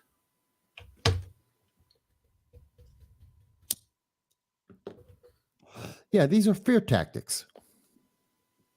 Okay. 50 caliber AR-15 with 30 rounds. There is nothing in that statement that makes any sense. Anyone who knows anything about firearms, they look at this statement and the size of the hole. A 50 caliber AR-15 does not exist, cannot happen. Right. With a 30 round clip, I'm sorry, you can't get that kind of clip for a 50 cal. Makes none of this has anything to do with any illusion of reality whatsoever. Well, that's it exactly. And we need to start understanding that misinformation is extremely prevalent. But it's not necessarily coming from the sources where you're being led to believe it's coming from. Well, I know the sources. By the way, that image, if I am not mistaken, is from a pillbox from D-Day in World War II, where they were shelling the beaches in the pillboxes. Right. That's shrapnel from howitzers on battleships. So insane. It's okay, and like I said, misinformation is going on. Here is an answer I translated from goodphrase.com. Alexa, stop. Misinformation is going on, and it's on both sides. yes. But it seems like the only place where it's really being called out is information that's actually true in a lot of places. Yeah, they want to attack I've had people try and attack me on some of the numbers, and they're like, well, that's not a real number. That's not true. Where'd you get that from? New York State, Connecticut, Indiana, the United States government, the FBI, the CDC. I mean, the data's there. They're like, no, it can't be. Let me show you. I have the sites. I know all of them by heart. I look at them regularly. Oh my God, I didn't know that. It's like, it's not a matter of like, oh, this is so esoteric. I have to, you don't need a right-leaning source. This is from the government. These are from the state and federal government. They will show you the data themselves. Well, you remember that reporter who went out with a gun expert to fire an AR-15. Oh, that little wimp, that little wuss who was with the New York Times. And claimed PTSD. that he got PTSD from firing one round from an AR-15. The youngest woman I've seen firing a AR-15 that I could find on YouTube is 7. Yeah. And she didn't have PTSD. It's out of that is such a soy. There are so many words I want to use. I'm editing myself right now. Sensationalism, soy, just beta male.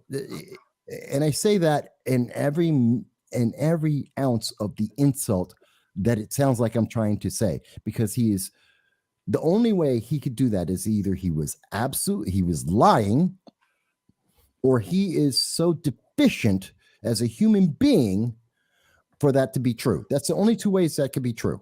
Mm-hmm. Yeah, and it's I mean, the narrative being pushed by the anti-gun crowd is so full of misinformation, but there are very few that are calling it out. I know that social media sure as hell isn't. Oh, hell no. In fact, they are more likely to call true information rebutting the misinformation as being misinformation. Oh yeah. They love to say that. And it's like, oh my God, you can't be right. That's just not true. It's misinformation. It's the FBI's Crime in the USA report. Oh no, we've got to get you banned. It's the New York gun involved violence elimination report. It is the CDC data. It's like I can go to the Marine Corps and show you their training manual. I mean, this stuff isn't that. No, it's No. real. And they're like, oh my God, it can't be true because I didn't see that in the movie I saw last week. Right. It's like, don't compare the truth. When I'm giving you, when people who know and have taken the time to learn about this, and they tell you, well, there's actually statistics, there's numbers, there's reality, and you're going, well, I saw a movie and it looked really, really realistic, and that matches what I'm hearing from Nancy Pelosi or Beto O'Rourke, the fake Hispanic. Please don't. Okay, this isn't a Batman movie. This is life. No. And Jen Raines brings up a great point. People don't want to put in the effort to do their own research. Okay, that's what it takes, people. You need to do your own research. You need to find out this information for yourselves. You can't trust the media. You can't trust the politicians. I don't even want you to trust us. No. I want you to go validate this information for yourselves. Okay, because the only one that can determine what's true and what's not is you. But you need to quit relying on everybody else to tell you what's true and find out for yourselves. Some of this stuff is so easy to debunk. Was this another point to be added to the misinformation and fear tactics? The ones that are actually pushing the fear and false information are actually the ones that are extremely uneducated on firearms, their safety, the training, and ammunition, all of it. Well, yeah, that's like Representative Sheila Jackson Lee, who's trying to enact gun legislation like H.R. 127. She's a constant anti-Second Amendment advocate, and she has never fired a firearm, and she has never looked up any data. And I know that because look at the bill. Listen to her speak about gun control. She has no idea what in the hell she is talking about. She is talking about something she saw in the movie because it is that far removed from reality. It is unmistakable. And she's the one who's trying, and a woman who assumes that Rambo is real, Yeah. is trying to tell you how to pass gun legislation to restrict gun ownership. She has no clue. Would you let someone who saw Happy Adams decide to make laws about healthcare? No, you wouldn't, because it's a movie. You'd say, well, that's a movie. That's fantastic, but that's not reality. You know, it just.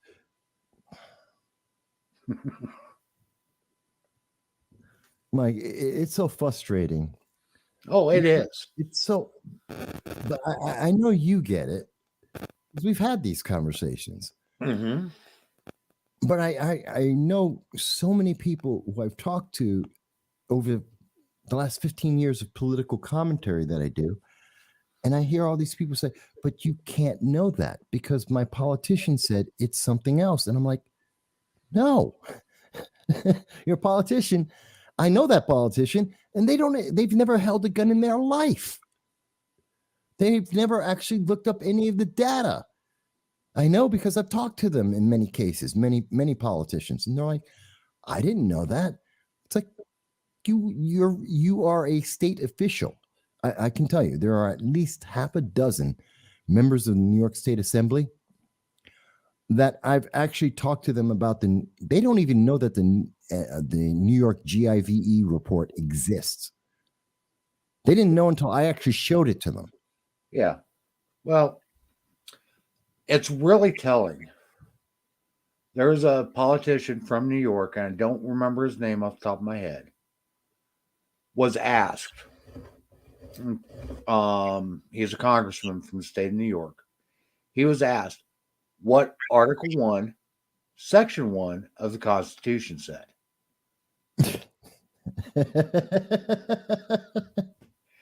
And his response was,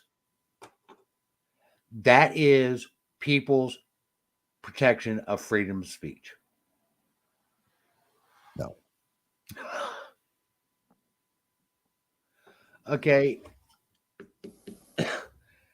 It amazes me when our people that have sworn an oath to protect and defend the Constitution of the United States, when they are challenged on what the Constitution says, how little they know that it says. Okay. It just absolutely amazes me.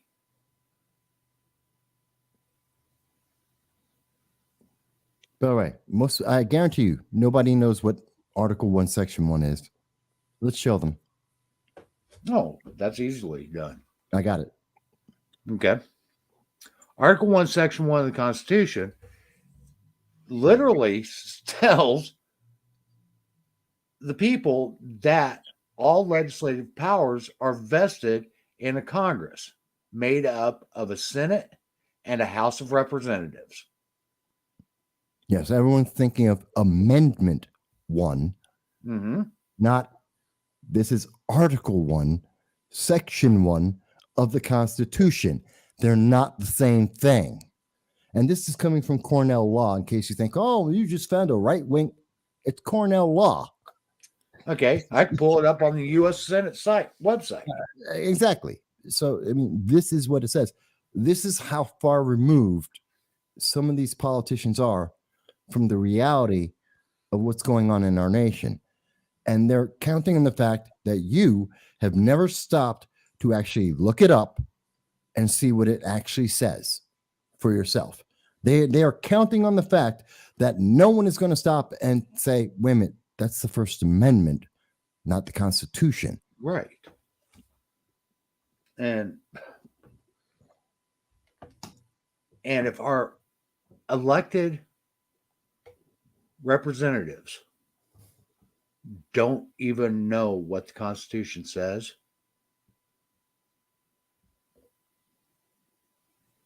See, I'd have had more respect if that same politician had said, I'm thinking of the First Amendment, but not the Constitution. Hang on, I need to look it up to remember. I'd have way more respect. I would not be like, oh, you don't know the Constitution word for word. Okay, I can respect that you're thinking amendment because that's what most people will think. Mm-hmm. But I can get that. I'm all for that. Okay. And I get also that people don't necessarily know the Constitution off the top of their head, but they need to know where they can find it. They need to know where they can actually read what it says. It took me 30 seconds. 30 seconds. It's not like, ooh, we got to search and I got to spend the next hour trying to 30 seconds to find that. Okay. And to understand that the General Welfare Clause is not what politicians try to make you believe it is. The Necessary and Proper Clause of the Constitution is not what the politicians try to make you believe. It doesn't mean what politicians want you to believe it means. The Happiness Clause doesn't mean what they want you to think it means. Right. Okay. The Commerce Clause. Hmm. A lot of these clauses that have been continuously abused by our government don't say what they want you to believe they say. Okay. The necessary and proper clause doesn't mean that Congress can pass any law that they believe is necessary and proper. It means that they can only pass laws that are necessary and proper to carry out the Duties. enumerated powers listed in Article 1, Section 8 of the Constitution. Okay. Well, and to put this all to context, and I know someone may say, well, okay, so I know what this is. How does all this relate back to what happened in Texas? Because you're being manipulated emotionally, because they're guaranteeing, they're counting on the fact that you're not going to double check them and that you don't know any of this information for yourself, that you're going to believe whatever they say, that they then get to pass bad legislation that will never, ever protect you or make your life safer, but it will empower a small group of elites and give them power over you so that they can dictate how you live and the way that you live. Well, that's how they're going to try to justify passing anti-gun legislation, red flag law, as being necessary and proper for the general welfare of the United States. Which is a That's lie. how they are going to try to justify it. Okay. The general welfare clause literally is based upon taxation. Okay. And I've already discussed the necessary and proper, but that's how they will. National Firearms Coalition, you wanted to ask a question and get an honest answer out of both of us. Yeah. I mean, I always answer any questions honestly. Yeah, always. Can't guarantee you'll like the answer, but That's true. Okay, and I'm going to be forthright with my opinions on stuff. Do you have any faith? Go ahead and put this up here.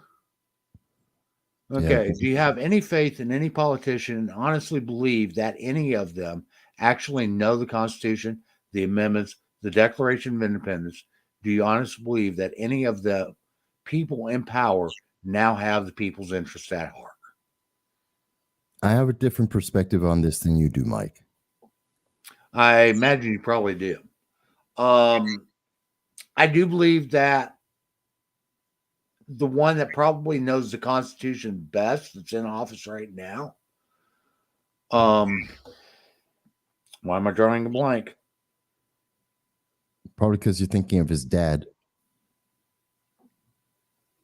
Well, depending on who it is. Rand Paul. That's what I thought. Mm-hmm. Okay, Rand Paul is probably knows the Constitution the best out of the ones that are in office right now. I do think that in some areas, and this is personal opinion, in some areas he gets the interpretations wrong. As far as what the intent of the Constitution says, the intent of the Constitution is in some areas, but I do believe he knows probably the best.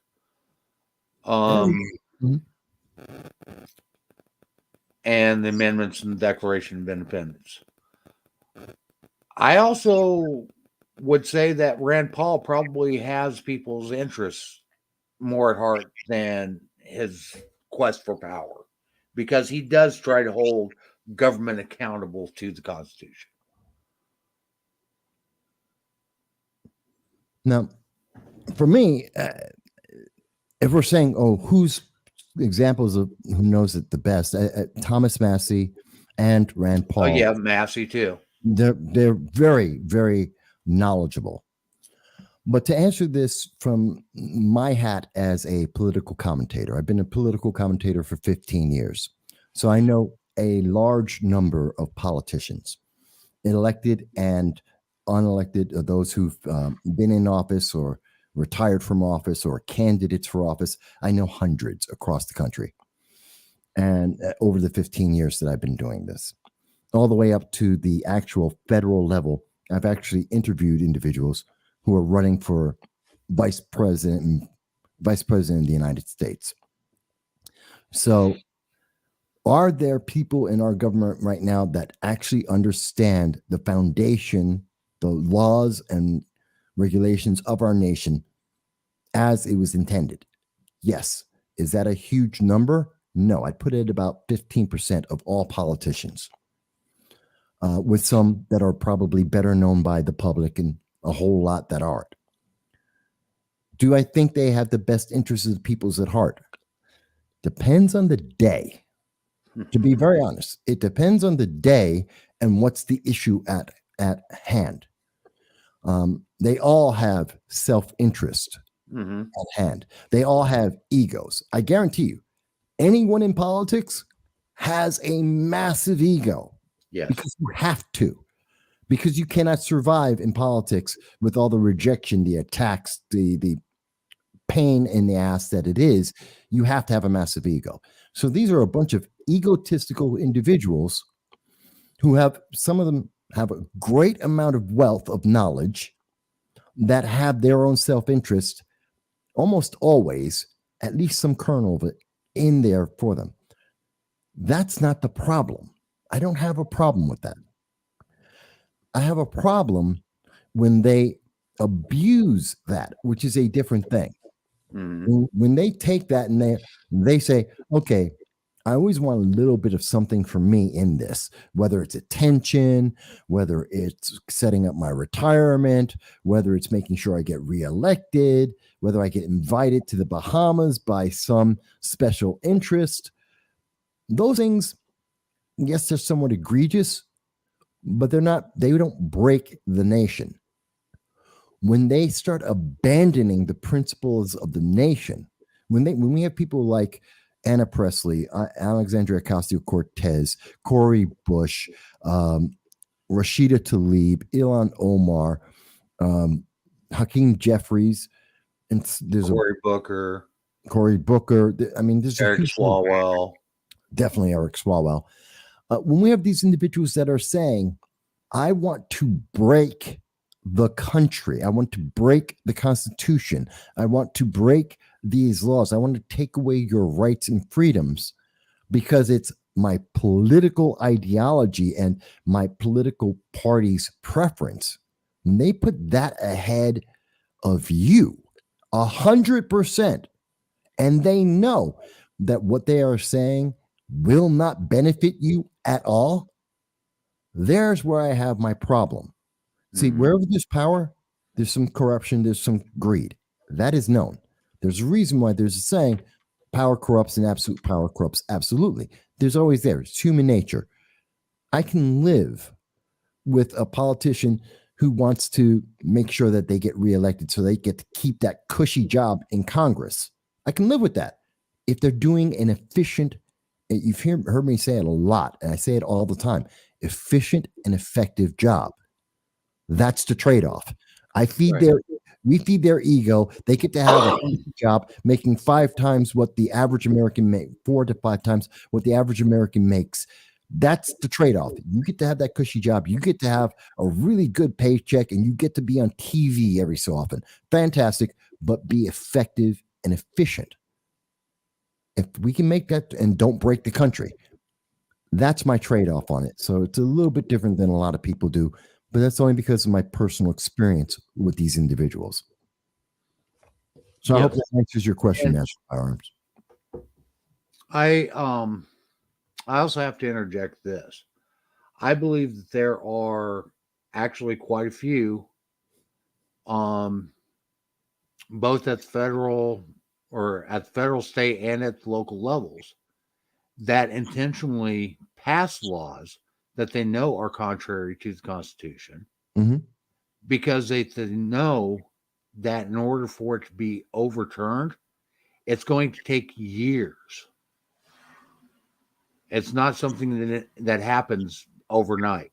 Um, when these laws get challenged, they have to go through a process, and it takes years for them to be before they get overturned, if they're even heard by the Supreme Court. In a lot of cases, the Supreme Court won't even hear the egregious legislation on whatever grounds. And I do believe that um, one of the big reasons why is they don't want to get themselves mixed up in the controversy of various issues. Honestly, I believe that's one of the reasons why Roe v. Wade has actually stood so long, is because the Supreme Court didn't want to get involved in the controversy of actually overturning it. Mike, are you saying that they didn't want hordes of people that invaded their state, invaded their community, standing on their lawn for them and their neighbors, screaming at them and their children all night long? Do you really mean to tell me that they didn't want to have to deal with that? Yeah, I can't imagine why that might cause them to say, maybe next time I'll talk about it. right. Because, I mean, actually, if you look at, and I'm actually reading a very good book right now. Let me, I want to make sure I get the title of this right. Called The Blessings of Liberty. And it literally discusses Roe v. Wade in this book and how the Supreme Court, short of overturning it, has actually allowed states to implement more and more restrictive controls over abortions. Okay, without actually outright overturning Roe v. Wade. So the court knows that Roe v. Wade was not a good opinion when it was put forth. But they've gone short of overturning that opinion. They've done everything else to actually try to negate that opinion. And we should point out the difference between, and I've seen people say, well, if I can't have my abortion, you can't have a gun. Not the same. These are not equivalent. These are not equivalent things, because you're talking about, without going into great deal of detail, abortion's about two lives, not one. And the Second Amendment is about self-defense and self-protection. It is about also protection from a government. So you're talking about two entirely different realms of life. And we all have a right to defend ourselves, whether from individuals or from a government. That is a right given by birth. Right. Abortion is a right that, with the restrictions that it has, is talking about other people's, how do I word this? It's not a right of birth. It is an option that is protected. It is a choice that in America is protected to varying degrees in varying states. That's why you can overturn Roe v. Wade and women do not lose their rights. No. But if you overturn the Second Amendment, everyone loses a right. So you can still get abortions if they overturn Roe v. Wade.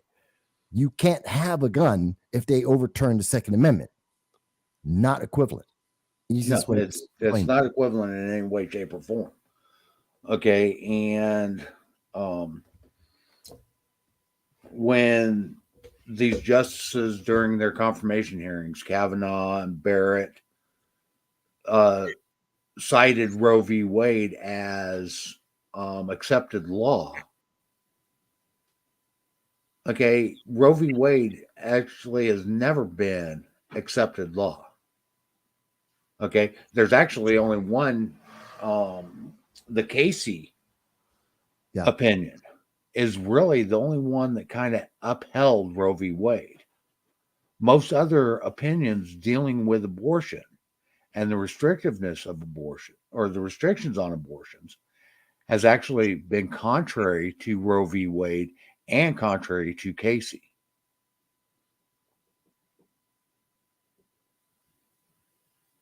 Yeah, I'm just reading his comment here that National Firearms Coalition says, I can confidently say that since I've gotten into this as deep as I have and now feeling with sponsors and politicians and these lawyers in our page, I can say that there are only maybe 20 politicians in office today that National Firearms Coalition personally feels are there to defend the people and the documents of our nation. I'd say then, if we're talking on a federal level, I'd say it's higher. If we're talking on a state level, depending on your state, absolutely higher. But it's not always immediately apparent. But it's not the majority. I agreed with you on that. I definitely don't think it's a majority. No, 20 politicians, 20 out of 538. Yeah. I think that's low as well. Okay, I do believe that there, and especially some of the junior congressmen, I do believe they got in there with the heart to actually help their constituents. More often than not. Okay, and I actually believe that AOC believes she's doing the right thing. Not for America, but for socialism. Okay, she believes that she is representing her constituents. But I don't think she really understands what she's doing. You know what? AOC is the perfect example of someone who should never be in any form of government whatsoever. And why do I say that? Not because she's a progressive, although that helps. It's not because she's a woman or she's black. I could care less. It's because she went on 60 Minutes and told you exactly. She told everyone in the world exactly what her philosophy is. That she doesn't believe she has to be empirically systemic, not systemic. She doesn't have to be empirically, factually, or semantically correct. She only has to be morally correct. Right. The morality being her personal morality. She believes in her personal truth, her feelings, more than empirical data, more than semantically being correct, more than being factually correct. That's someone who should never be in any form of leadership anywhere. Might work for a bartender, doesn't work anywhere else. Exactly.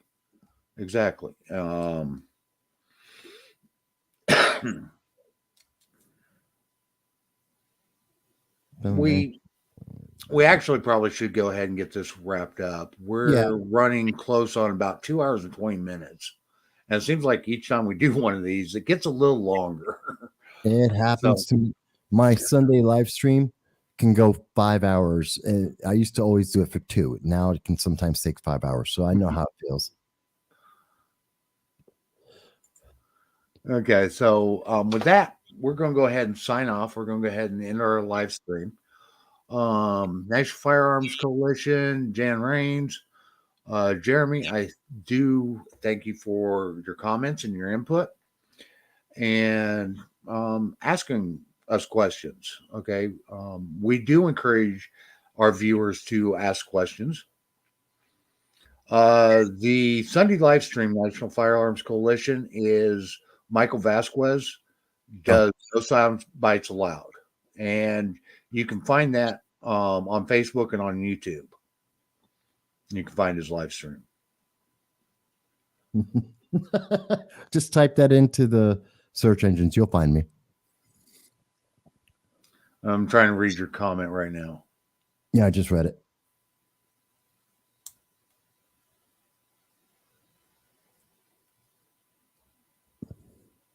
So people who are just listening, it says, I've been watching a lot, I follow a lot, and like you were saying a bit ago, almost all of them use their power for the small things that always end up being bad for people.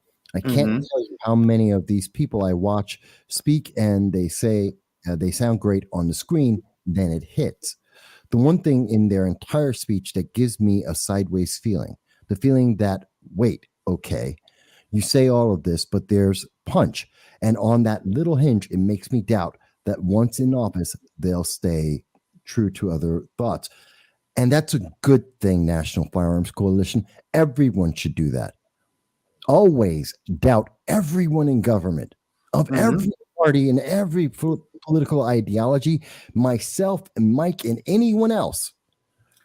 Let's never take us at our words. No, It as a no. take it as a guide, take it as a learning point, find out for yourself, and then make your own decision. Okay. Use it as a starting point. Mhm. Okay. And then let yourself go down the rabbit hole and find the information yourself. Because number one, I'm not the smartest person in the world. I'll be the first one to admit that. I don't know everything. And I have opinions that are shaped based upon my experiences. Michael's got the same. Okay. His opinions are based upon his experiences, his research, his determinations. Sometimes our opinions clash, other times our opinions coincide with each other. It doesn't mean that either one of us is necessarily wrong. We are basing it based upon the information that we have. And both myself and Michael tend to be more informed than most of the general public. Yeah. Okay, so with that, I do encourage you and I challenge everybody that's watching the stream, whether it's during the live stream or whether it's on a replay. I challenge all of you to check out the information that we put forth. Okay, I challenge you to call us on anything that you find is wrong. We will be happy to support anything that we put forth on the show. And if we can't defend it, then we will admit that we are wrong. Yeah. Okay, I have no problems when I'm wrong. I have no problems admitting I'm wrong. So with that, we're going to go ahead and sign off. I do ask you to help us out, like, share, and comment. Subscribe to the show. You can find us on Facebook. You can find us on YouTube through the Liberty First Foundation. Join our Facebook group, Liberty First Foundation Facebook group. Follow our page. Follow our YouTube. Follow Michael on No Sound Bites Allowed. He does excellent political commentary on a variety of issues that we face as a nation. With that, I'm going to go ahead and say goodbye and good night. Not everyone.